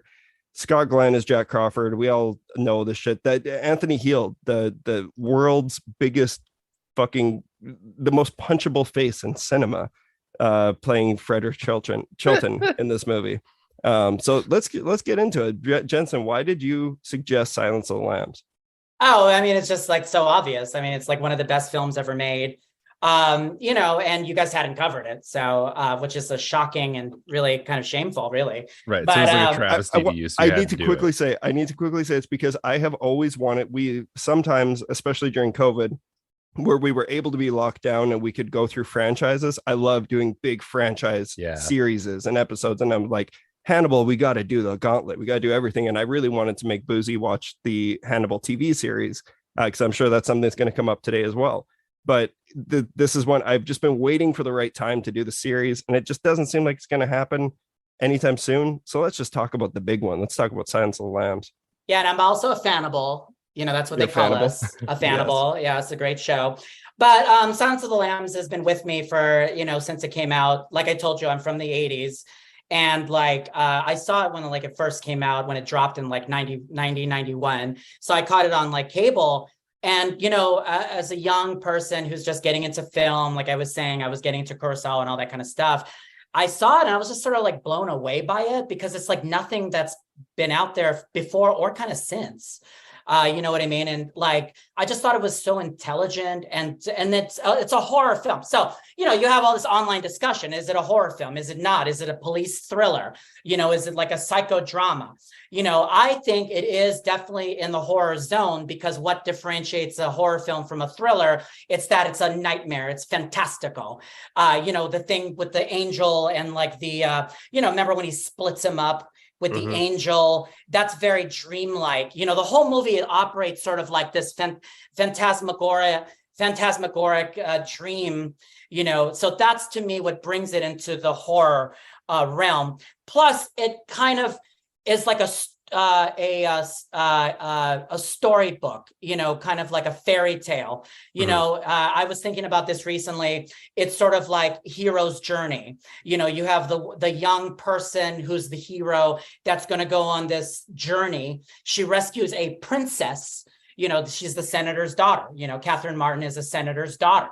You know, and then you have the monster, who is not Hannibal Lecter, but it's Buffalo Bill. He's the monster in the dungeon. It's like the Minotaur, right? She, at the end of the movie, she's searching for the Minotaur, the monster that's in this dark, cavernous kind of maze or whatever, right? And then you have, going along with the hero's journey, is you have the young person, in this case, it's a woman, who has a father figure and a mentor, but in this one she has two. You know, she has that awful Jack Crawford, you know, and then she has, you know, Hannibal Lecter. Hello, Clarice. She never said that, by the way. That's a Mandela effect.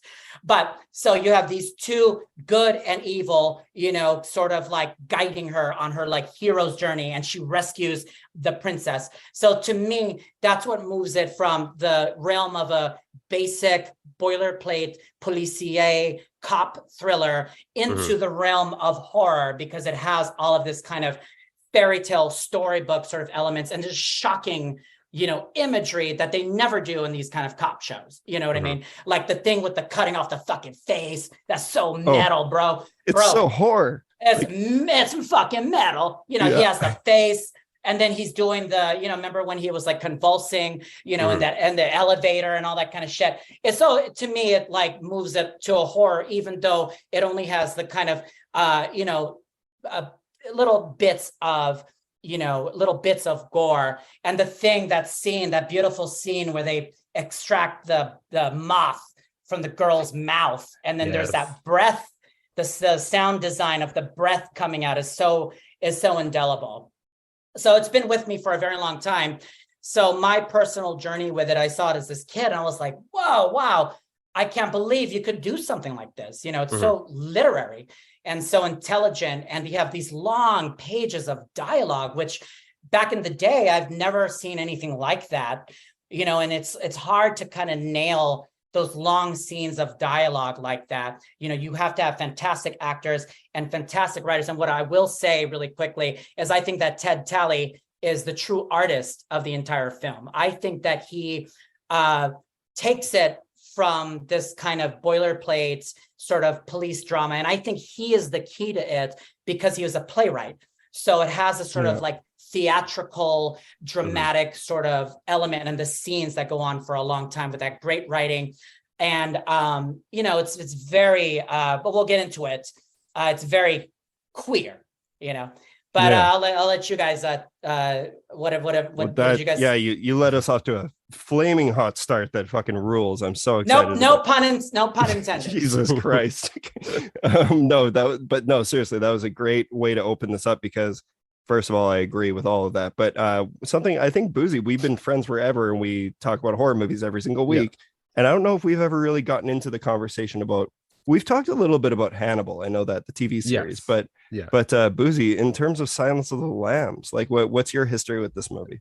Yeah, it's one that's been around a long time, and it's one of those ones, it had, I guess you just would have had to have been there in terms of time frame, but like growing up on like the playground, it was like lore. It was, you know, it was almost like you talk about the Candyman, you talk about fucking Hannibal Lecter, you talk about Jason Voorhees. Yeah, before it's iconic. It's iconic. Yeah, before you knew like what a cannibal was, you know, it was like all of that, and the fact that they use a name that rhymes with cannibal, you know, it's like it's so on the nose in terms of like you grow lore with kids. But going on from that, so I saw it when I was very young, and I don't think I truly appreciated what I was watching. Not that I didn't think it was good, but I was more interested in, like, I'm waiting for the, more like the Red Dragon kind of stuff. I want to see what Buffalo Bill's doing. You really want that as a kid. You really want all that stuff from like Hannibal Lecter, because he's kind of more of like he's like a Jedi Knight almost in a lot of this movie.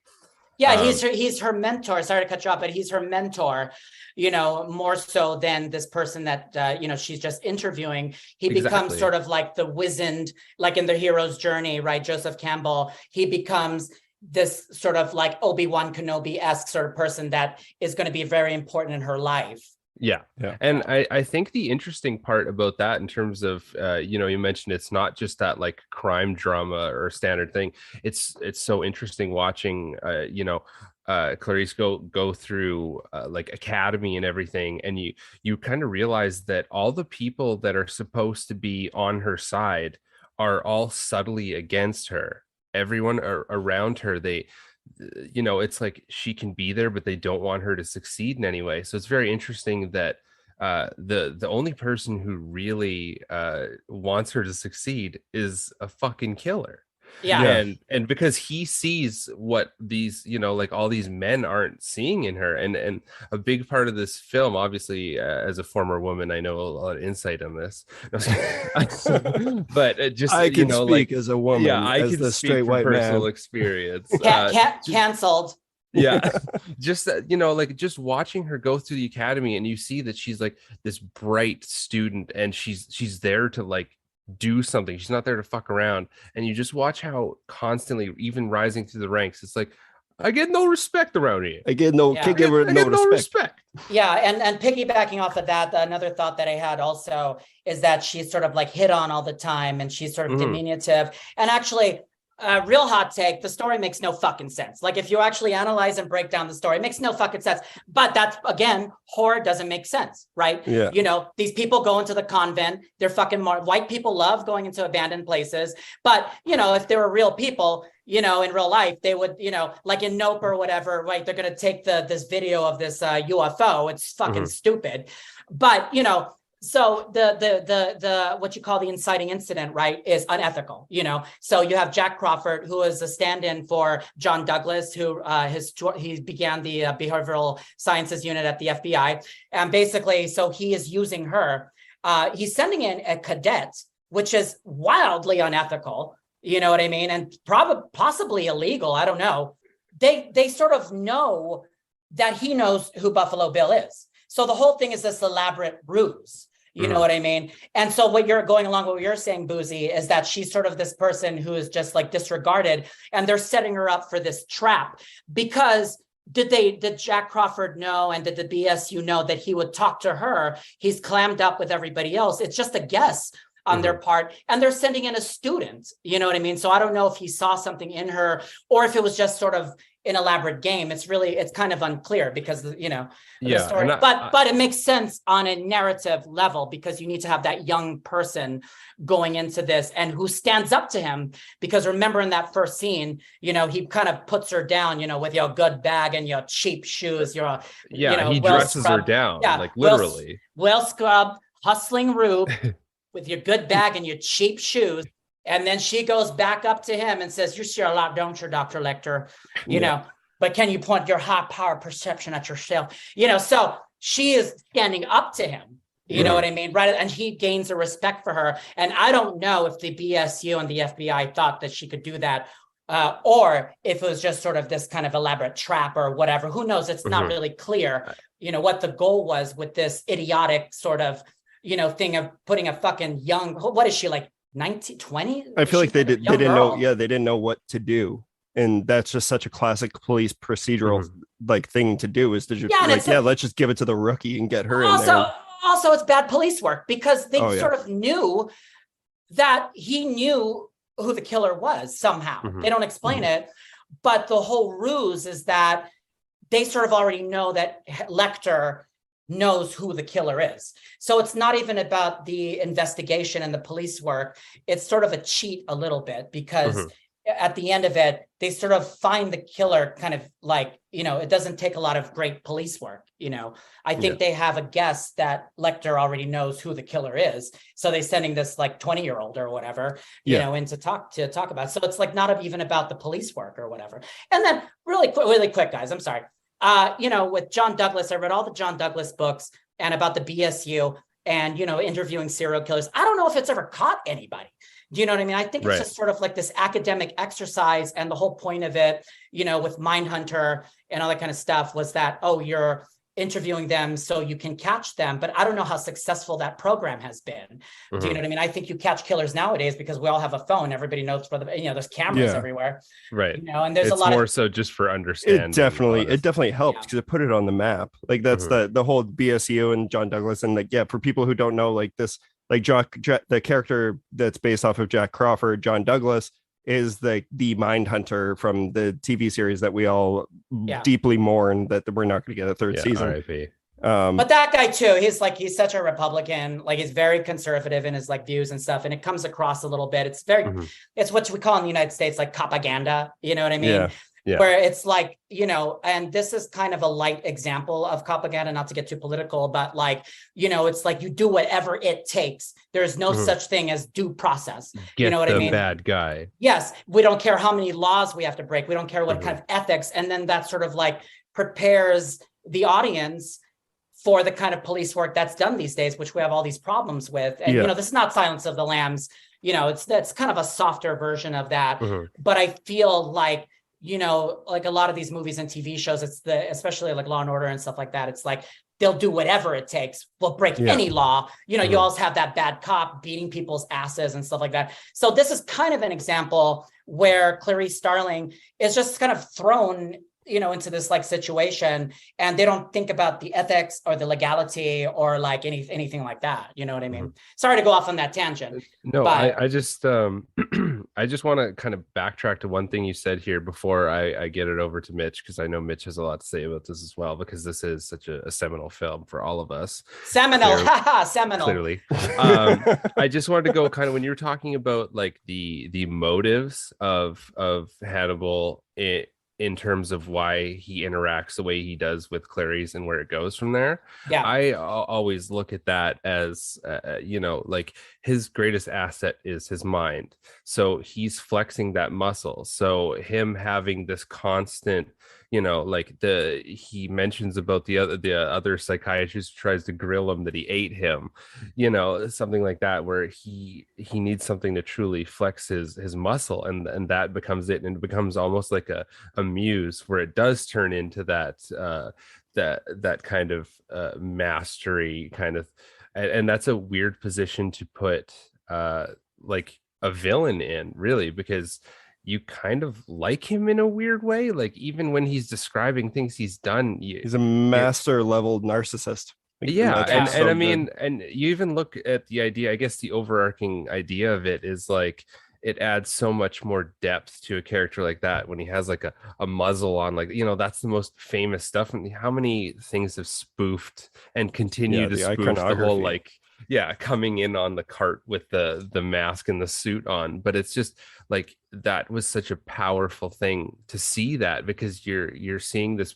person who up until that point had been just casually talking in an open cell, and you're kind of seeing the brain side of that, but then you see the actual, like, the fear that people have and how lethal this guy is by just the fact that they have to bring him in like a dog that has rabies. Well, that's sort of like the genius of Ted Talley, is that he's not just like this raving maniac or whatever. He's like a genius. He's very cultured, and then also he's very human. When she puts him in his place, he sort of gets pissed off and it's like, a census taker tried to test me once, and I think that kind of caught him off guard a little bit, because people just do not fuck with him that way. And she gave him the smoke, like, right back. You know what I mean? And I think that curve took him aback, and he had to terrify her, to put her back in her place. But that was an interesting moment, and it's a very human kind of moment, because he's very human also, because he doesn't fuck around with, going back to what you're saying, he doesn't fuck around with her.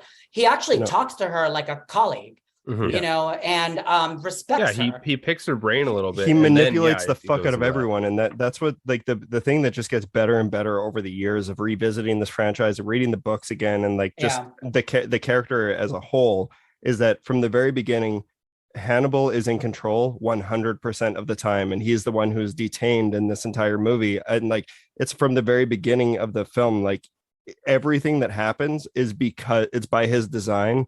And I feel going back to what you're saying, I think he does manipulate her into giving him like more information. Do you think he literally just wanted like the tea of it? He's just like, what's going on over here? Yes, Buzi, I was getting into that.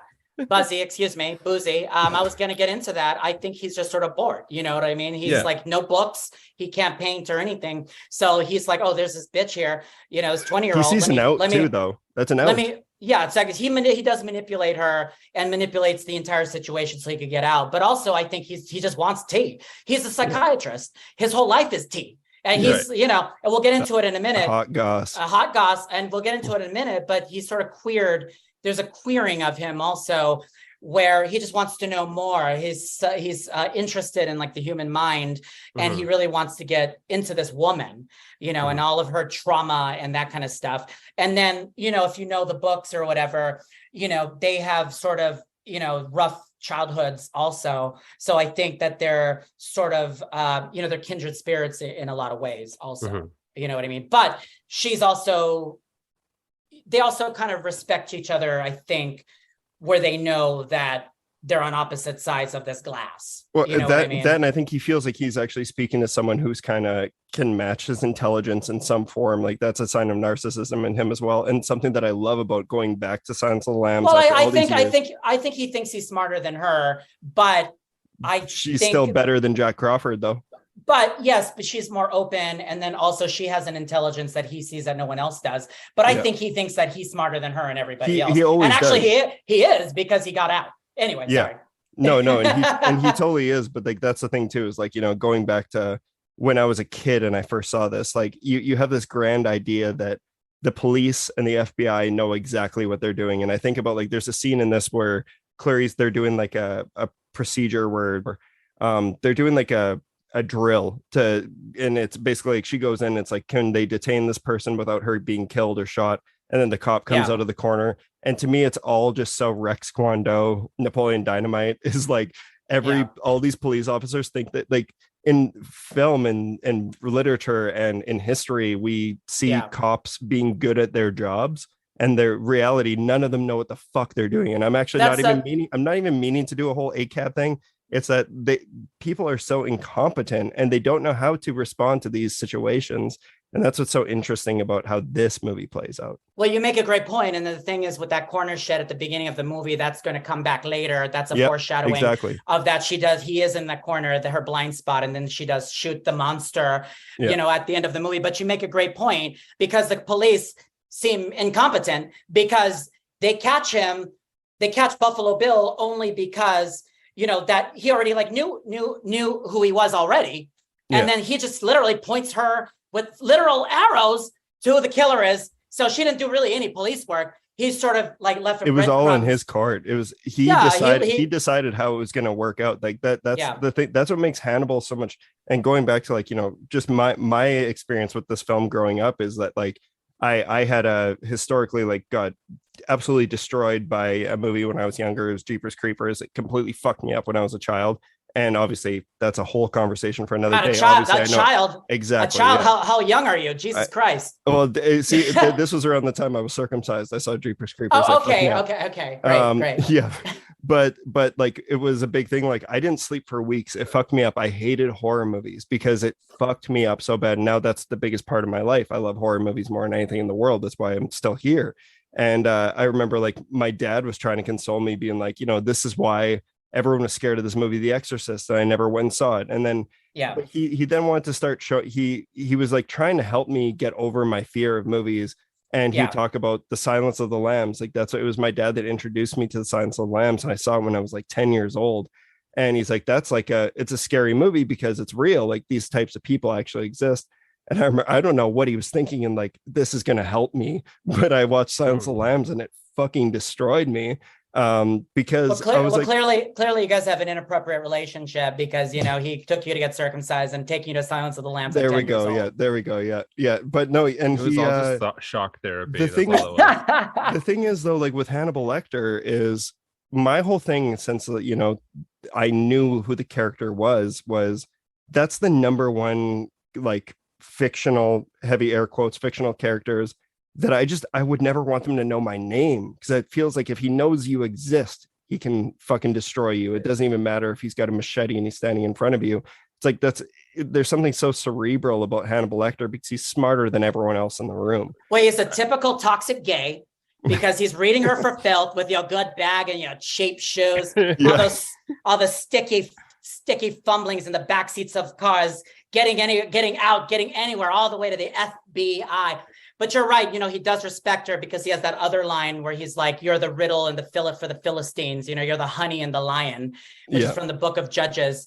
So yeah, you know, but he's a typical toxic gay, you know, reading her for filth, talk about her shoes and her fucking bag and her Evian skin cream and shit. It's like, leave this child alone, you know. And then, you know, with Senator Martin, love your suit. Yeah, so he could destroy you with words because he's a typical, you know, fancy homosexual. And see, you know, I never thought of it that way. Yeah. And I've spent a lot of time in this universe. Like I've read all the books except for Hannibal Rising. I've only read once, and I've only seen the movie. It's terrible. It's bad. But since we're on this subject, really quick, Buzi and Mitch, I wanted to say about the kind of queer reading of this film, and you guys can piggyback off of it. But basically, at the time that it was released in the 90s, ACT UP, which is, you know, Larry Kramer and this like gay organization, they protested it, you know, because of the depiction of Buffalo Bill as like a quote unquote trans woman or whatever. And, you know, I think in the years since it's kind of been embraced by younger gay people like myself, who's very young. But there is kind of sort of a queerness that cannot be ignored, because I read the book also, and I think they sort of like made it very queer. Yeah, you know what I mean? Like, and Jonathan Demme, I read, was very disturbed that gay people at the time didn't like it and thought it was a stereotype because he went to great pains to kind of make it a lot more progressive. Remember, they put in the movie, Billy's is not a transsexual, but he thinks he is. Yeah, they blatantly explain all that stuff. They cover their asses because they don't. They try to. It's basically just like Psycho. Psycho did the same thing at the end of the movie where they tried to. You mentioned this. Where they try to, you know, talk over and try to, you know, get out of the whole trans kind of issue with these like long explanations. But you know, I think that. There is just a very kind of queerness to Silence of the Lambs that's not in the book. And I don't know how much Thomas Harris did, you know, put that in. But you have Clarice Starling, probably a fucking Les, right? You know, she's with Ardelia. Her and Ardelia are very close. All these men are hitting on her, and she's just like cannot be bothered by all these men that want to fuck her. Well, then, of course, you know, shout out played by openly queer actor Jodie Foster. Yeah, she wasn't open at the time, but whatever. Yeah, she was in the closet at the time, but whatever. Yeah. So, but maybe she kind of like went with the queer kind of subtext of the film and really kind of brought it to the fore, because you feel like with her, she just cannot be bothered by men like a lot of us. And also, you know, with Hannibal Lecter, it's not like how it is in the book. The way that Anthony Hopkins portrayed him is sort of the stereotypical kind of like high-end queer gay guy. You know, he's into opera, you know what I mean? He's into fine dining, you know, he's into sweetbreads and the Duomo scene at the you know, these are rich gays I don't hang out with, you know, like they're like the gays from the White Lotus, you know what I mean? Like they're these sinister, and then, but then there's a little bit of a homophobia with Lecter who doesn't get talked about because he's sinister, you know, he wears these great clothes, he reads you for filth, he likes, you know, lamb chops or whatever. You know, so there is a light sort of homophobia with him because it's the evil, you know, homo reading kind of person. And then here's the interesting thing really quickly about Anthony Hopkins is that there was a legend for a long time that he based, you know, Hannibal Lecter's voice on Katharine Hepburn from Suddenly Last Summer, which is about cannibalism. And he makes based sense, the yeah. voice on her. No, he didn't. In a recent interview in 2021, he came out and said that he based the affect on Truman Capote, who is Makes another even more sense. infamously evil, gay. Yeah. You know, he's seen as like this evil. He's one of my favorite. He's like my hero. Yeah. And you know, in the years since he's died, he's become this sort of villain, and I think he's become this template, like Hannibal Lecter and Capote, as this sort of villainous fag. You know what I mean? Like he's got the Bergdorf Goodman. You know, he's like talking shit about, you know, Tennessee Williams and, you know, Harper Lee. And, you know, so it's part of this sort of like, you know, light homophobia also, you know what I mean? Like the sophisticated evil, you know, like in White Lotus, which is written by a bisexual man, you know, the White Lotus, you have these evil gays, you know, who are into Italy and whatever, food or, you know, foie gras and shit.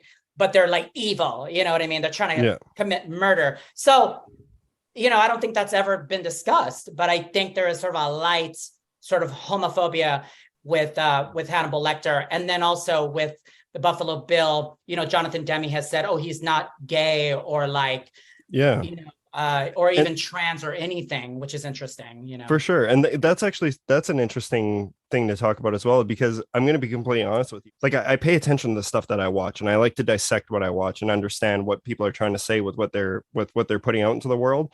But I have never considered Hannibal Lecter as just a homosexual character. I always thought that he was like he would exploit whatever. It didn't matter what gender he was going to exploit to get ahead in his own right. I always felt like he was in a way like beyond sex. Yes, yeah. You know, like no, he's part of the ACE community. You know, that's what the AA stands for, and LGBTQIAA is part of he's asexual, right? But my thing is that it's not in the books. You know, that kind of swishy, almost kind of caricature that he plays in the movie. I think that's all Anthony Hopkins and maybe Ted Talley's sort of like invention. You know, because none of that is in the books. Brian Cox didn't play that in Manhunter. It moves on to Hannibal though with Mads Mikkelsen. Like that's clearly a love story. But also, yes, well, Brian, you know, he is gay, the creator of that show, and he intentionally put that stuff in. But Mads Mikkelsen in that show doesn't have this kind of like swishy, high-end gay kind of persona. He's just sort of like Mads Mikkelsen, who you just kind of want to fuck. But he's not asexual. You know, Mads Mikkelsen is a very sexy man. Whereas like Hannibal Lecter, like you're saying, Buzi, he reads as sort of this ace, sort of beyond sex. But what I'm trying to say, he's almost like robotic. He's like a little bit like the Terminator, you know, like he doesn't go to sleep. He just crawls out of a shadow. Yeah. Yeah. And the thing is, he didn't blink either. You know, Anthony Hopkins, that was like his design. I caught him blinking, so that's a lie. But anyway, because I've watched the movie like 6,000 times. Wow. Take away the awards. Fuck he this guy. He does blink. Anyway, it's not that he is openly gay. I think that there's just a lot of stereotypes, you know, and even remember in the book and film of Hannibal, the sequel, you know, there's that one character that says, oh, I always thought he was queer, you know, and he's into all this like queer stereotypical stuff like foie gras and all that bullshit. You know, but it's not that he is openly gay. There's just like a lot of stereotypes, and the way his mannerisms are just very elegant. You know what I mean? So I kind of think it does. I think all of the protests and stuff were really concentrating on Buffalo Bill, but I think what gets lost is the discussion about Hannibal Lecter and the kind of the queering of like Hannibal Lecter, which may or may not. I think my personal opinion is that it was done on purpose by Anthony Hopkins, you know, by mirroring Capote. You know what I'm trying to say? For sure. And as a movie, like this movie's been debated and discussed for, you know, decades at this point. But I do find it really interesting is like, I've seen like all the documentaries with the making of these movies. I fucking read the books multiple times. And Jensen, 100%, I have never heard people talk more about the issues with Hannibal over Buffalo Bill, because everyone is so focused on that. And that's, I've had multiple conversations. Like this is one of those things where I'm like, I know who I am as a person. I know I'm not a hateful person. I know I'm a very accepting person. And I have a lot of friends who I am not. Yeah, But okay. you're a sweetheart. You're a sweetheart. No, I but knew it's from like the start, full of hate. I knew it. Full of hate. but like, you know, this is one of those movies that, and it actually happened a lot recently because I'm a huge, like you and I have even talked about this. I'm a huge Psycho fan. I love Psycho. I love Silence of the Lambs, and Pulp Fiction is another one that gets brought in because of just not even homophobic reasons, but it's the whole Tarantino's use of the language and everything. And it's people who think that it's like, if you like this stuff, you are not an ally, you're a problem. And that is something that's so wrong for me. And I want to have a conversation about that. Well, the thing is, like, you know, you have movies like Cruising, you know, which is also about another I watched that last year, which is why I couldn't believe it's fucking a wild movie. Billy Friedkin was on cocaine, yes, all the way, and I had a discussion. God bless cocaine. I talked to Billy Friedkin about it. No way. Yes, and you have talked to Bill. Yeah, dropping names, Nepo baby. Yes, I've talked to. I've had a conversation with. I've talked to Clive Barker too. We should get into that later. Oh my God. But you know, I've talked to Billy Friedkin about it. You know, I've talked to him a few times at various events. We're not friends, you know. I don't fucking call him up and like, yo, Billy, what's the tea, girl? No, but I asked him about Cruising. I would love that. But I talked to him about Cruising, and apparently there is a lot of gay porn that he filmed in the film, and he cut it out to get the R rating. It was a trick. You know, by putting in hardcore gay porn, they're like, oh, you got to cut this stuff. So it's like a sleight of hand. But anyway, I think a lot of these things have sort of gotten that were seen as problematic at the time in a postmodern sense, right? Because younger gays and younger people are very postmodern. You know, your fellow Canadian Dr. Peterson talks about that, the epidemic of postmodernism in our society, right? But, you know, we're all very postmodern. So I think that the younger people they've embraced it. You know, they know that it's of a time. You know, we're not idiots either. And we know that maybe the creators aren't homophobic. It's just sort of this sort of underlying kind of homophobia that just like, you know, homophobia and white supremacy and all that stuff and misogyny. I don't have to tell you guys. It just sort of it lives with all of us. Mm-hmm. And I don't think that these people are bad people. I think they just sort of like, you know, just, you know, show stereotypes and stuff without really even meaning to. And then, you know, that's why Jonathan Demme and, you know, Alfred Hitchcock, they go through these, they're progressives, you know. Yeah, that's how we grow. People learn by making these mistakes. But also they're very progressive. Hitchcock is very progressive for his time, a lot of queerness. You should invite me again and we'll have a talk about something Hitchcock. But, you know, in Psycho, he goes through great pains to say, this is not a trans person. This is not a gay person. This is a very sick person. But, you know, with Buffalo Bill, that's sort of problematic because like, who is this guy? You know, it's sort of like, I think Buffalo Bill is kind of the worst written character in like the whole thing because he's been sort of robbed of his like, you know, his personality. You don't really get a sense of who he is. You only see the vicious side. Because, you know, they're going through all these great pains to try to like not make him trans or this and that. Also, you know, like Dressed to Kill is another great trans, you know, killer movie, you know, movies like that. But, you know, the thing is also with Hannibal Lecter, I was going to say just really quickly, is that this guy, he's not gay, right? He never says he's gay. This guy has the most toxic friend group of homosexuals more than I do, okay? Like he has Benjamin Raspel, okay, has his friend, right? He's you know, James Gum is his you know, is one of his patients. You know, he kicks it with Mason Verger, you know, who's a child molester and a psychopath. This guy, if he's not gay, he has the most toxic gay friend group of all time. And remember in the story, he's a therapist. Buffalo Bill. No, but he's kicking it with Mason Verger, you know, which is unethical to kick it with Benjamin Raspel. He's hanging out with these fucking weirdos. He's a weirdo too. So it's a bunch of psychotic weirdos. His line of work pulls them in. You don't have to hang out with him after work. And also you could call the police when remember James Gum killed Benjamin Raspel, you know, the lover. There was like a love triangle or whatever. So I guess, and there you go. I guess Buffalo Bill is gay because in the book, he kills Benjamin Raspel's lover. I didn't kill him. I just tucked him away, you know. So my point is that if he's not gay, he hangs out with the most noxious, psychopathic homosexuals, Mason Verger, Mason, would you like a papa? You know, so if he's not gay, he needs to be careful of his fucking what do they say? Who you hang out with is who you are. Yeah, you're a sum of the 5 people you spend the most time with.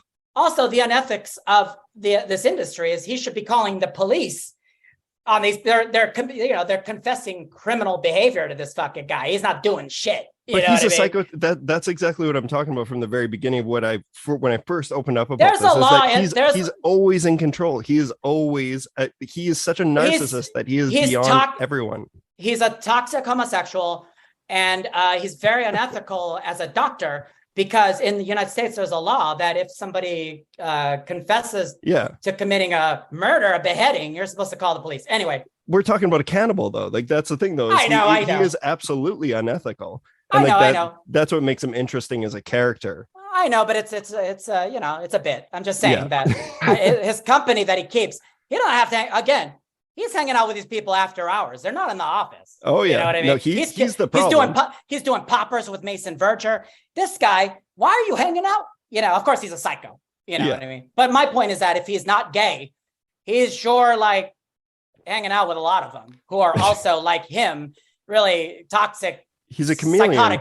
Psychotic gays, you know. Okay, so I have to ask, he is a cannibal, but this also goes in hand with probably my favorite quick little scene that happens when she discovers the head in the storage. Yeah, that's Benjamin Raspel's lover. I didn't kill him, you know. I just tucked him away, you know. Okay, yeah. Right, that is it. Okay. Yeah. Catching myself up.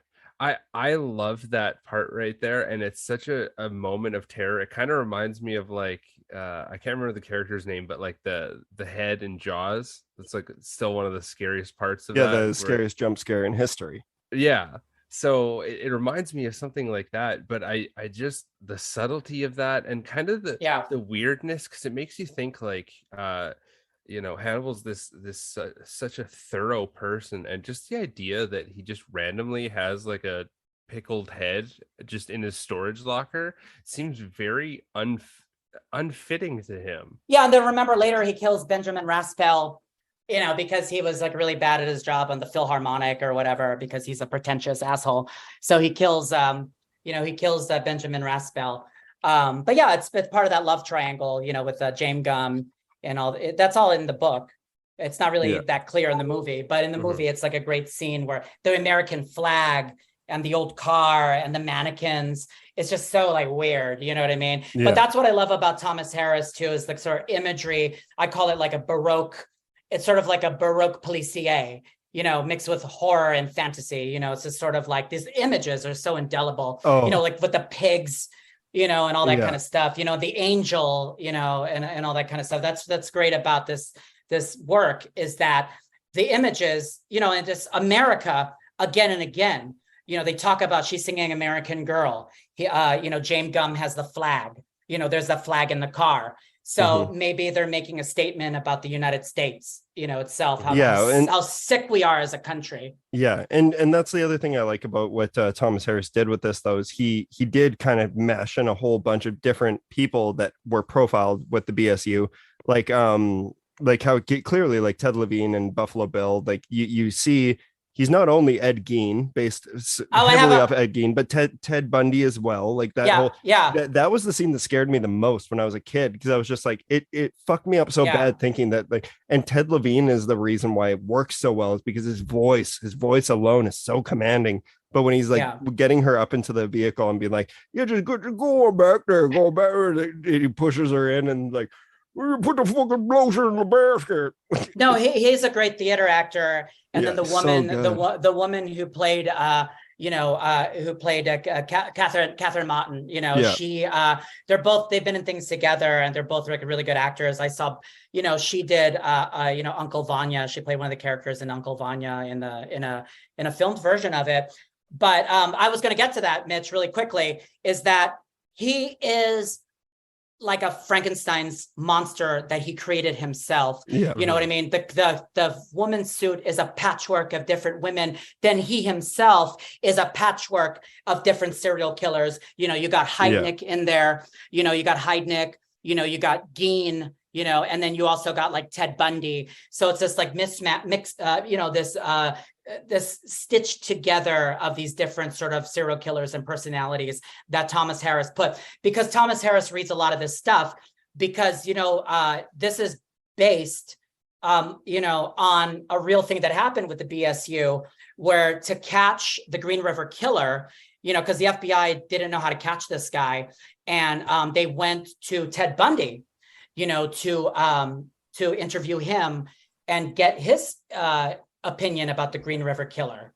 And he told them, watch where the bodies were buried, because, the Green River Killer would go back, and revisit the sites. It's like totemic, you know what I mean? It's fetishistic. And they turned out to be correct, but they didn't catch him.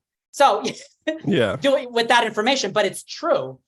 They found out later that he did go back to the sites of the burials and things like that. But that's where Thomas Harris got the idea initially, was from these interviews that the BSU was doing with these serial killers to try to catch other ones. But of course, unlike the fucking movie, I don't think they ever caught anybody. I could be wrong. Yeah, no doubt. I don't know if it's ever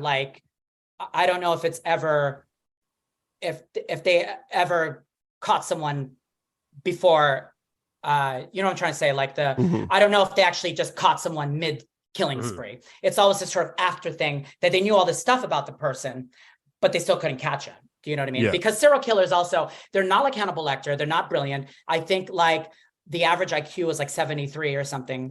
These guys aren't smart people. The thing is, they kill strangers. Most people who kill, it's usually a spouse. And here's my bit that I tell Sean, I get it. You know what I mean? I understand completely. 99% of murders is the spouse. So if you are not killing someone, if it's a stranger, it's harder to catch just because you don't know who did it. There's you have no connection. Yeah, exactly. So, I don't know if the BSU and all that has ever been, successful in catching anybody before they could kill more people or whatever. But that's the origin of silence. It's fascinating still.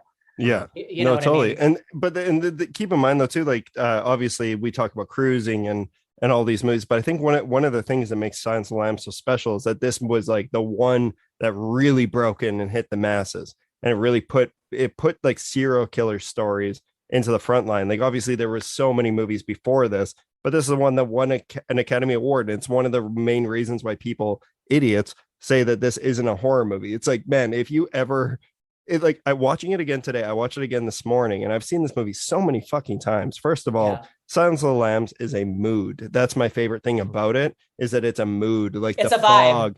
Oh my God, it's such a vibe. And it's that to me is all Jonathan Demme. And coming from like, I like Jonathan Demme's movies, specifically this in Philadelphia. And I know that he did Philadelphia afterwards, as a large part of that was a response to, he hated the way that Silence of the Lambs was recepted, because it was so he made a movie where we're dying of AIDS. Okay, thank you, Jonathan. Exactly. Rest in peace. Rest in peace, Mr. Demme. Jensen, welcome to white saviorism. We're the trans serial killer, and now we're just dying of AIDS. Hey, okay, I guess that's the only stories you can fucking tell. We're right? White people. We're trying to solve it all. You're trying your best. You're trying your best. I get it. And kudos to you. The sentiment is it's there and it's right, but it is so skewed and it's fucked up. And that's why, I'm not the person to really comment on all this stuff. That's why I love being able to talk to you. Kudos to Mr. Demme. But I think that going back to what we were saying earlier, I think that the real artist of the movie is Ted Talley with the writing, because it was so sharp and brilliant. But I think also Jonathan Demme's style adds a lot to the story, especially with the thing that he does, which is his thing of people looking directly into the camera. Totally. He would have people do a line reading off camera while the other actor is looking directly into the camera. And that adds this sort of like, this intimacy, you're looking deep into us. That's him. He elevated the character of Clarice like better than anyone could have. I think Gene Hackman, who was supposed to direct this, could not have done that. Oh, girl, it would have been so awful because he doesn't. It would have been Michelle Pfeiffer too. Michelle Pfeiffer and Sean Connery. Sean Connery was supposed to play Hannibal Lecter. Or Doctor. Yeah. I could, with your good bag and your cheap shoes, you know, like, I'm finding Forrest. finding Forrest, all the way to the FBI, you know, League of Extraordinary some Gentlemen. fava beans. The guy's just an incredible actor. For fuck's sake. You know, but here's what I was going to say about Silence of the Lambs. It's a perfect alchemy. You know, it's a movie gods type stuff, right? You know, people always talk about the movie god, where all of these things just sort of are, for whatever reason, fates or destiny or the universe or whatever, sort of all this stuff is just this melange, you know, this just is accidental mixture of things that created this great piece, this masterpiece. And it was all sort of accidental. Do you know what I mean? And it all sort of just gels and sort of works, and it doesn't have to, because everybody's career is different from what they did with Silence of the Lambs. Like, you know, Jodie Foster didn't, do top thrillers for the rest of her life doing, this Virginia, the accent, pure West Virginia, like Anthony Hopkins didn't do any more kind of serial killer stuff. Jonathan Demme, Ted Talley, and they're just like, it's not really their wheelhouse, but they all sort of just came together in this kind of perfect way. And just by sheer accident, a lot of filmmaking, right, is just sheer accidents. Yeah. But it's also just an incredible story though. Like you said, Ted Talley's writing. But also here's the thing though, is I saw the film first, and then I've read and listened to Silence of the Lambs. So I've done the audiobook and the Silence of the Lambs, and say what you will about Brett Ratner's Red Dragon. I fucking hate Brett Ratner, of course. I liked Red Dragon. Red Dragon's good. It's really good. I liked Red Dragon. It has an issue with the aging of Hopkins, and that's it. And like the rest, it's a page to screen adaptation. No, I love that part where he's like, you're saying you're better than me because you couldn't catch me. How did you catch me? It's like, because you're completely insane. Like, that was such a great gay, that was such a great fucking read. It's like, it's because you're completely insane. And then Hannibal Lecter shut the fuck up after that. Remember he had that mean face, looking at Will Graham or whatever. I thought that Edward Norton was a little tiny bit miscast as Will Graham. Agreed. Yeah. He kind of captured the kind of breakdown. Oh man, Ray Fiennes and fucking. He's great. He's so good. He's fantastic. Philip Seymour Hoffman is. Here's great as Freddie Lounds. Yeah, Freddie Lounds. Yes, get it. I think that Silence of the Lambs is not a good book as the movie. Hot take. I think the best out of all these books is Red Dragon. That first Red Dragon is such a banger. Like, I saw the movie. Oh, it's bulletproof. I saw Mindhunter, and I respect Mann. I like his films a lot. He's a great artist, a great director, but they just didn't have that alchemy. Just didn't have it. You know what I mean? So wait, are you saying Red Dragon's your favorite out of all of the Hopkins? Books. The books. Yeah, the books. Yeah. Oh, I agree with that. Bro, are you kidding? No, I will never say that.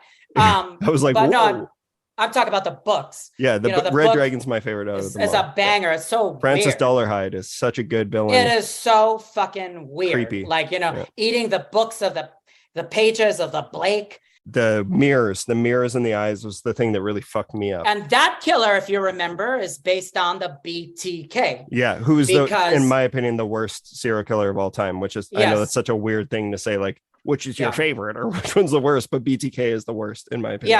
He's a scumbag, like they all are. But yes, but that film, Red Dragon, was based on the BTK because it was the killing of the entire families. But I love that stuff like they have in Silence of the Lambs. It's just this Baroque touches. This is nice, just chef's kiss, kind of like just like little, just tiny, just like really tiny little things that just make it, that elevate it.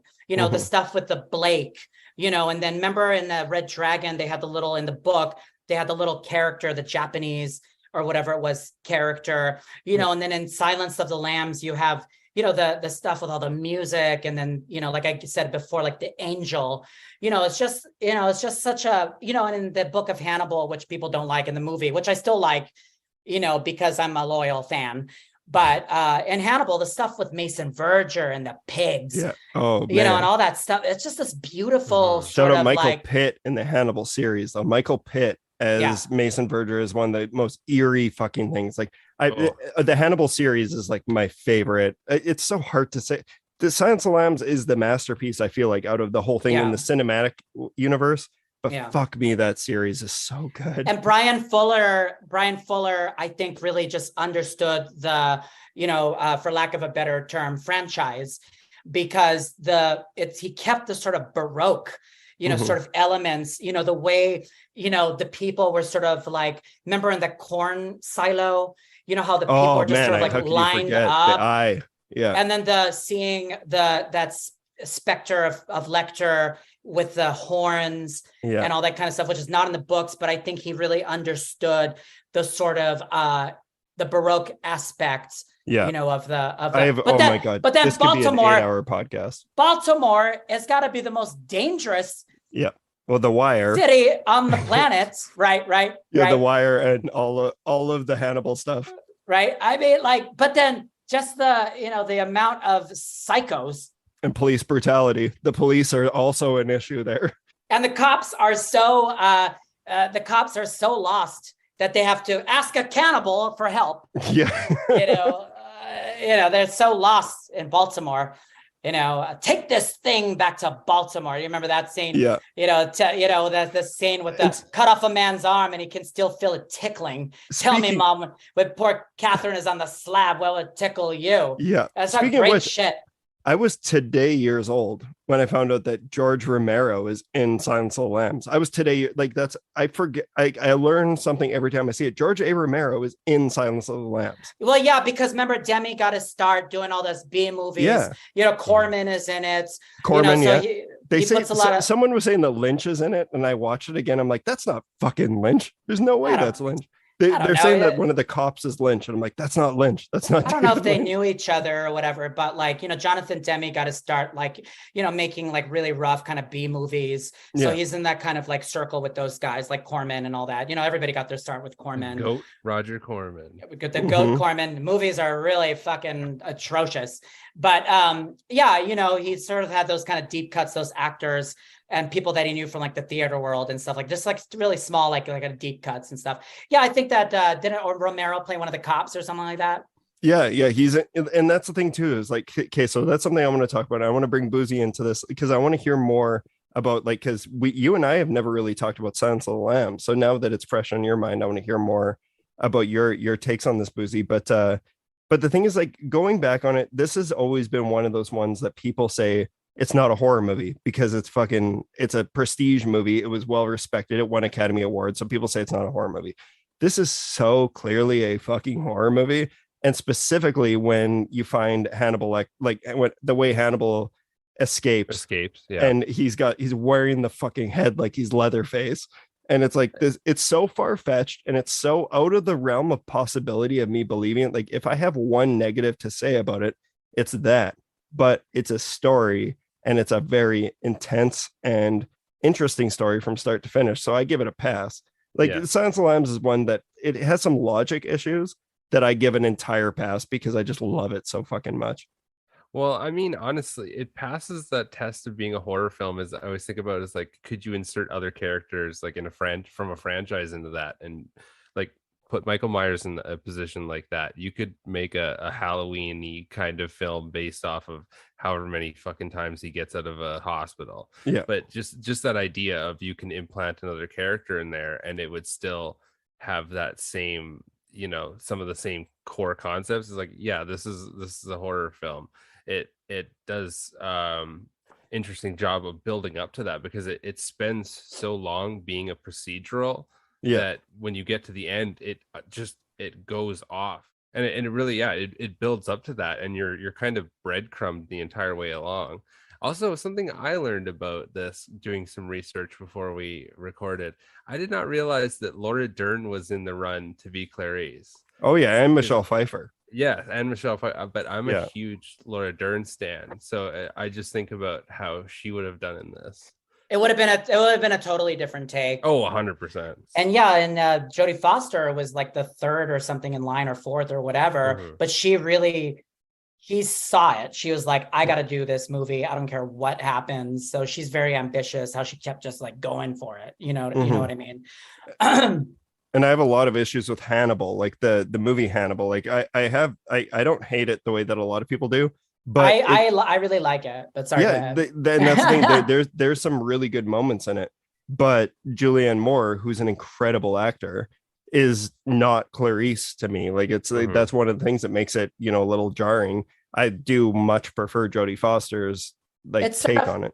Yeah, Hannibal was sort of like a money grab if you read about it, you know, Totally, because Demi and everybody sort of Ted Talley, everybody passed on it. They were like, I don't want to, once they read the book, you know, the book, I liked the book, but they were just like, well, let's just leave, you know, let's leave it alone. You know what I mean? You can't recapture that sort of. Yeah, like how can you top that? What is there left to do really? Yeah, but I liked the book and the movie. I'm very much in the minority of it. But again, I like the sort of like really weird elements and the stuff with the, you know, the Potsy family and, you know, that kind of stuff with, the gutting, avarice, you know, and gutting him in the town square and that kind of stuff. But Julianne Moore is a great actress. The problem, of course, is that we're all watching it, seeing the other movie. So there's like no way that you could sort of like top it, you know. Then the pacing in that movie, the story just does not line up with the pacing of Silence of the Lambs. Silence of the Lambs is so incredibly lean and mean and quick and to the point, and it's like just a different movie. Yeah. And then also the interesting thing about Demi is that he films it not really like your average horror movie. It's more kind of like film noir. You know what I mean? It doesn't have fog or like, you know, that kind of like what they like to do in horror movies, like Mitch, you know, that kind of lighting. I'm totally kidding. No. But you know, that kind of like shoot, horror, baby, shoot. You know, I'm totally joking. But you know, that kind of like horror movie, like lighting. Yeah, totally. You know, You use the lighting and the fog and the haze, the atmosphere. And it didn't have that kind of like music, you know, the discordant music. I think what he did is he just sort of shot it like a noir, you know, not like a typical horror movie. Whereas like Ridley Scott, I think he was like, oh, we're just going to make a, you know, kind of like a horror film, you know. So the whole Ray Liotta scene is like one of the most memorable scenes in the entire franchise. Corn pone pussy, right? The feeding of the brain is so good. Oh, it's so good. Buzi, how have you been with the rest of this franchise? Like, what have you dabbled in? I can't remember if you ever actually finished the series. I did. I finished the series. I thought that was really good. I don't get as horny for Mads Mikkelsen as everybody else. Yeah, I 100% do. And I know I'm not in a majority with that one.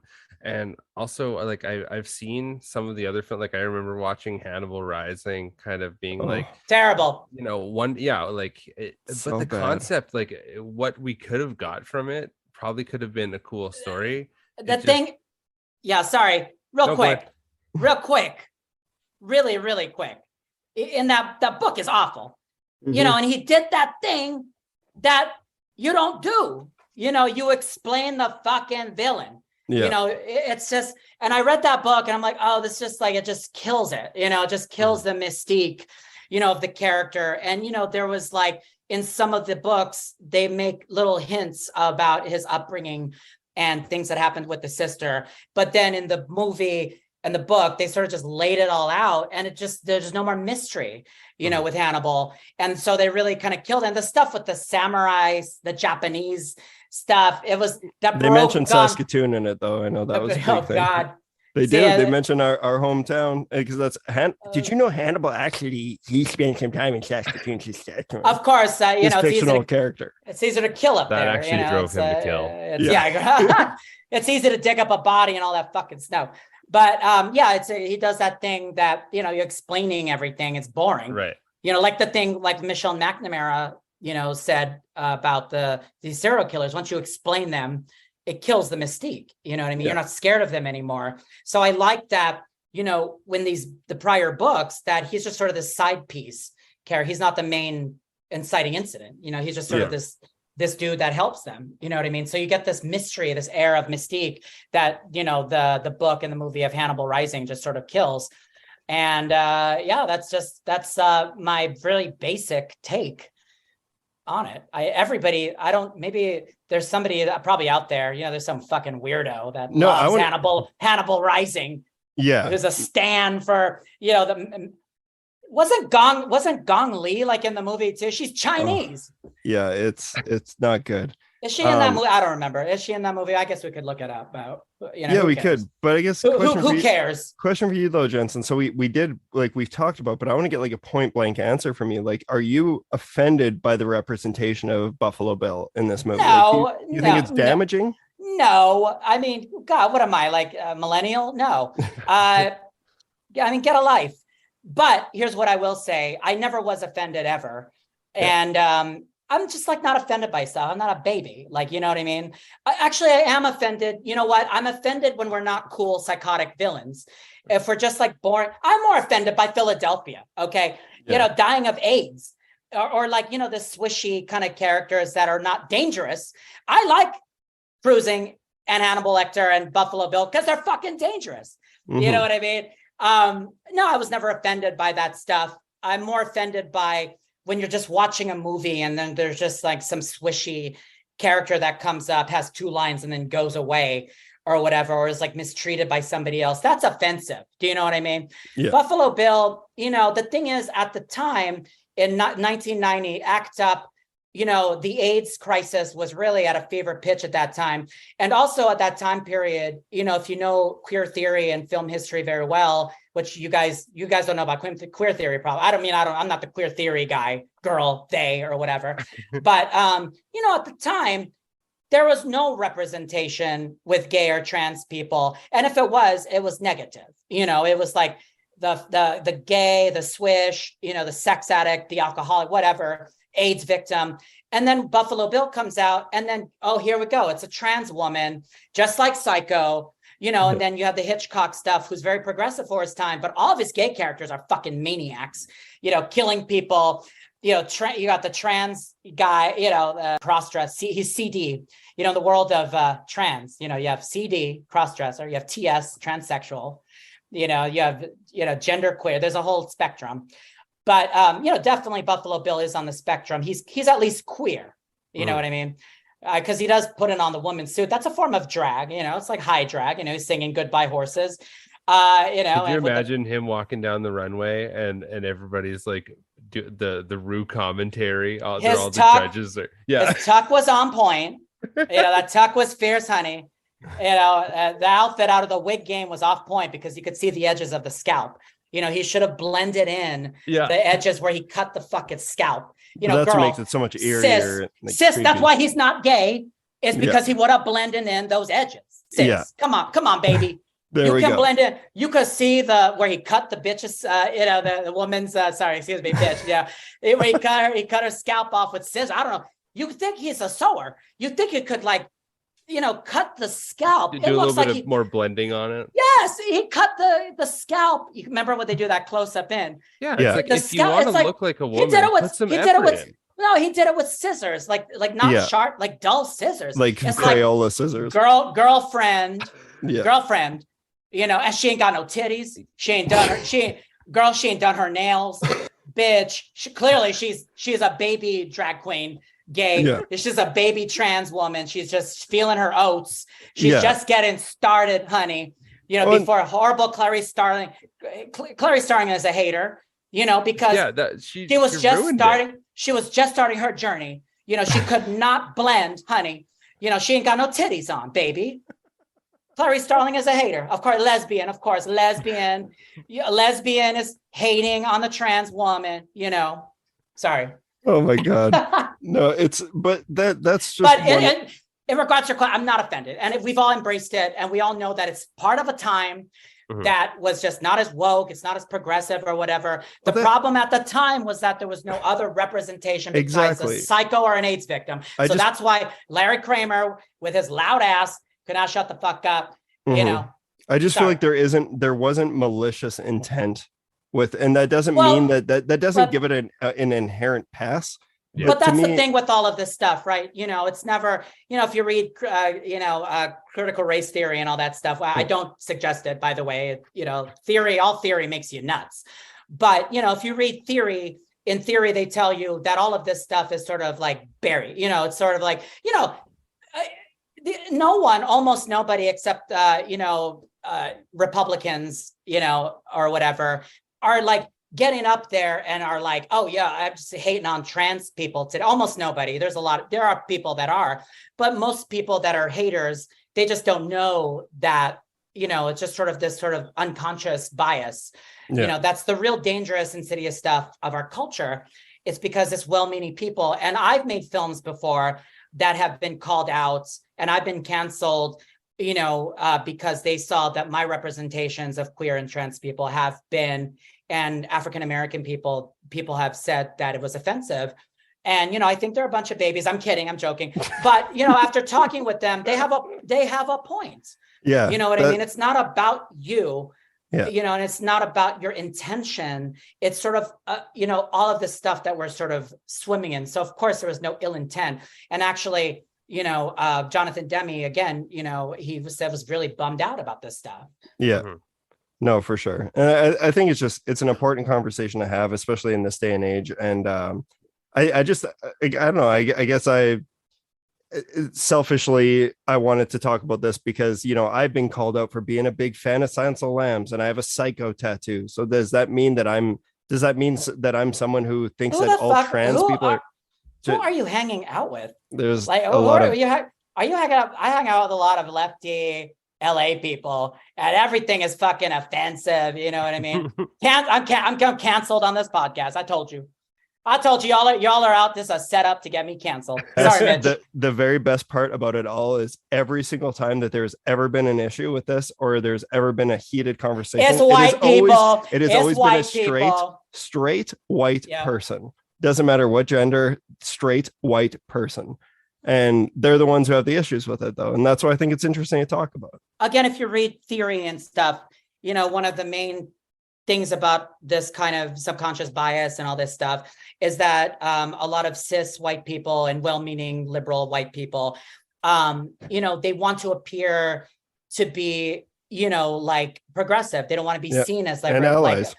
Allies. They don't want to be seen like Marjorie Taylor Greene or any of these fucking knuckleheads, but there's a theory that kind of thing is harmful, because if you are so fierce, if you are so smart and you are so good, you don't have anywhere to go. You can't change of your own bias. So I appreciate the conversations that I had with the people that told me that I was a Gen X, I'm just so shock me. But I appreciated those conversations because I was like, you know what? Some of this, not all of it, a lot of it is some bullshit, but, a lot of it was correct. We just don't have a lot of representation, in the media, and it's a soft power. It's a soft sort of like with propaganda and all this stuff we're talking about. It's a sort of like subconscious stuff that sort of seeps into the what they call the overculture, right? Yeah. That it's toxic, you know what I mean? But, I don't think I'm not offended, but I see the point. Yeah. There's just a very good chance that someone who's watching something like this is not watching with ill intent. They're not trying to be harmful, and they don't think that the people who are making it are harmful. Oh, obviously, I am. I'm watching for the blood and guts. Yeah. Well, that's the thing, though. But yeah, no, I just think it's a conversation that needs to keep happening. And it's something that's just so super popular right now. But I think we've actually covered this one super, super well, and I want to start wrapping it up here. So, Buzi, do you have any last thoughts on Silence of the Lambs before we close this one up? I just think overall, I think we had a really good conversation on it, just based on, like we always talk about these bigger films. It's so hard to really have like encapsulating conversations, just because all conversations have kind of been had. So it's like what angles to go through. And I think we did a really good job of that. And it's kind of like I had mentioned before, it's wild how much of a film like this, that's kind of this like this dark horror film, is ingrained into pop culture in almost every aspect. It's like everybody's seen this, it's a part of public consciousness at this point. It's so accessible and out there, and the crazy part is it does have so many horror elements. You have like that rotting head and just kind of the concepts of serial killer violence that was so contrary to kind of how the 80s were in terms of even like slashers. It became so over the top and goofy and silly to have something that was so mainstream that was a darker, more straightforward take. So yeah, I don't know, it was great to have and it was very intelligent. Yeah. And it didn't like handhold, and it didn't like, he makes all these references to things, and they talk about really deep kind of investigative stuff, and they're not explaining it for you. They don't explain the plot and stuff. You just sort of have to like understand it. But that's the thing, is the audience still loved it. It won all these Oscars or whatever. It's just very unique because it's so intelligent, and it doesn't treat the audience like morons. Some of them are, but it doesn't. But that's like the biggest pet peeve of mine in general, as it's just people who think that they're smarter than the movies that they're watching. And there are people who, it doesn't matter what kind of movie they're watching, whether it be, this might be a soft spot for some people, but Brendan Fraser in The Whale this year is the very big example, I think, of this, of people going in with a pen and a notepad explaining why they are better people than the people who made this movie. And I just think that that's an issue, because not every time are people trying to exploit people. It's not all green book. It's not all white saviorism. That does exist. But I think that as long as we're having conversations about this, I think that's what makes things progress. And that's what makes things move forward. Yeah. And I think in The Whale also, since you brought that up, is that, they had sort of like people from the fat community come in to try to, and again, it's sort of subconscious bias, right? Because he tried his best to be liberal, to be progressive, to show fat people, but it's fat people find it very fat phobic because he films the fucking thing like a horror film. Yeah. The way that they fetishize the body and all this stuff, and then the music and the angles and the lighting, and he portrays it like a horror film. And it's like you are inviting the audience to gasp and gawk, at this. The story person. leads off with him dying. The movie is about him dying. Film. And like, that's why I'm like, when people have issues with that, it pisses me off.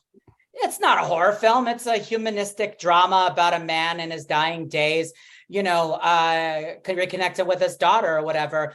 But it's offensive to some in the way that it's portrayed as it's body horror. It's very Cronenbergian. But it's like these movies, right? They want their fucking cake and eat it too. You know what I mean? They want you like Silence of the Lambs. They want you to gawk and to, look.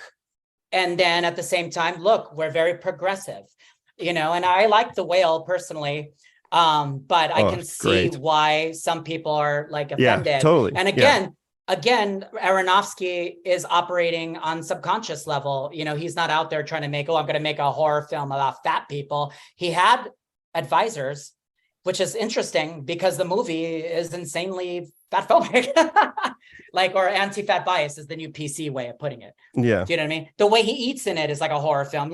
Fat people, I've known a lot of fat people. I am a fatty myself, a fat person. And I don't know anybody that fucking just tears into a rolls around your kitchen with mayonnaise. A bucket of chicken. Give me a fucking break. The way he eats that chicken. I was like, oh girl. So powerful. Give me a fucking break. Give him the Oscar. He's definitely gonna win. No, he's not. It's gonna be Austin Butler. It's gonna be Austin Butler, and he deserves it. Girl, from your lips to Satan's ears. No. No, but I think he elevates the material in that film because his performance is so soft and so human and brittle, and even with all that layers of makeup, you really just see this sort of like the depths of the despair and the longing. And it's a beautiful performance because it's different from the play also, where that fat guy is a fucking asshole, which I would have. So then it would have been like a comedy, this fat guy with a fucking chicken, being a piece of shit. But, again, it's like with Anthony Hopkins, right? They're adding something to the performance and to the story that breaks free from, the sort of like genre that it is, or whatever. No, for sure. Sorry to go on that tangent. No, totally fine. I opened that up. It's a horror film. Yeah. No, totally. But yeah, Jensen, thank you so much for being a part, like bringing this to the Terror Table and wanting to be a part of this conversation, because I feel like there's no way we could have had a better conversation than this. Also, I feel like there's a million podcasts out there on Silence of the Lambs, and they don't sound like our conversation that we just had. So Exactly. I'm happy about that. We're one of a kind. Yeah, well, no, I'm happy about that. I'm happy that people can like not just go and be like, oh, Anthony Hopkins he's very creepy and he's cerebral and he's good. Well, bro, I invite you to think about something for more than 5 minutes. It's not, And we appreciate not it. hard. This is great. But here's the thing about Silence of the Lambs, and in closing, is that I'll say that the reason why you have all of this stuff is because it's intelligent. Ted Talley, again, I think he's the main artist behind the film, and he just added all of this kind of depth. And of course, Jonathan Demme too, and then the actors, they sort of just dug deep and it just added so many layers that could have broken out if James Bond did it, with hot Michelle Pfeiffer, who's too hot. Right. She's way too sexy, to be a FBI student. Who the fuck? She doesn't look like an FBI cadet. Give me a break. But that's the thing. People brought things to it, and that's why we can have these conversations. And that's why you're talking about this after 31 years, 32 years now. On January 8th, it's 32 years. 32 years, baby. 32 years now that you could still talk about it because it's a great piece of art and literature and drama and acting. And again, it's just sort of this accidental alchemy of things that have all come together. But that's the thing, is as a filmmaker, as an artist, you can dig deep, you know what I mean? Or try to, because you could try it and who knows? There's another universe where this movie sucks with everybody in it. You know what I mean? Right. No, that's the thing. Mitch, about making movies, Buzi too. You know that you could be passionate about something. You think you could do all this great work, all this great stuff. No one gives a fuck. So for some reason, this movie will continue to stand the test of time, and it's way better than a lot of the other, even horror movies that are classics. Do you know what I mean? It's one of the best films ever made. Yeah. No, hard 100%. Agree. Yeah. Hot take. Yeah. No, this was a great conversation. But yeah, before we close up here, Jensen, where can people keep up with you and what you got going on? Because I know you got an exciting feature that you're working on, but also your MySpace. Your top where can people see the seance eventually? Come on, Buzi, I'm not that old. MySpace. I am that old. I did have a MySpace. I had a LiveJournal. Do you guys remember LiveJournal? Never had a LiveJournal, but I had a Neopet. See, you guys weren't cool enough because you had to be invited to get on MySpace. There we go. In 2004, I was very cool.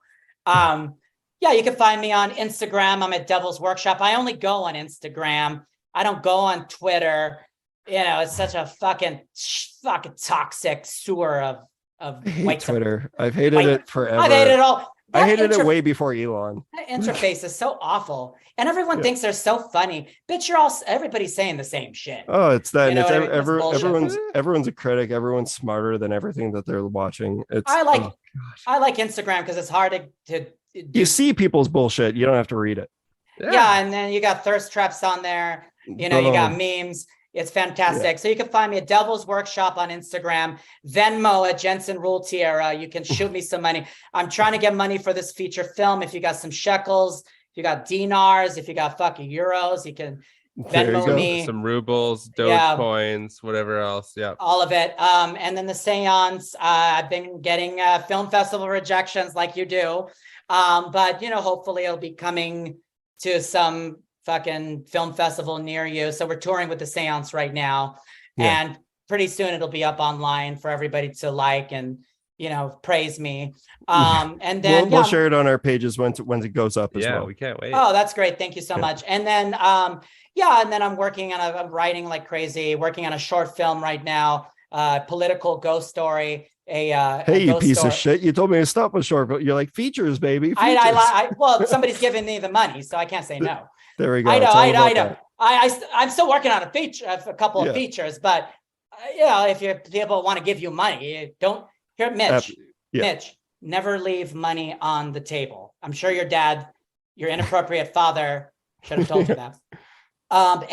Working on a bunch of features, and it'll be online at some point, so you can watch it or ignore it or whatever the fuck, and Venmo me, please. Yeah, absolutely. And we'll have you back on the show eventually. We'll pick another episode because this was a lot of fun, Jensen. Thank you so much for joining. I got lots of takes. Hell yeah. And I want to thank you guys so much for having me on. It's been really fun talking with you guys. And Mitch, I really appreciate you. Meeting you has been really fantastic. And you're a very talented individual. Buzi, I haven't seen your stuff, so I don't know, but you seem nice. You're a sweetheart. I'm so glad to get to know you. And circumcised, Yeah, Circumcised exactly. homies. Circumcised kings. Circumcised short kings all the way. Yeah, there we go. All right. Well, thank you all so much for listening to another episode of the Terror Table. And we will see you next week when Buzi and I are breaking down our top 10 favorite horror films of 2022. We'll see you next time. Thanks for listening.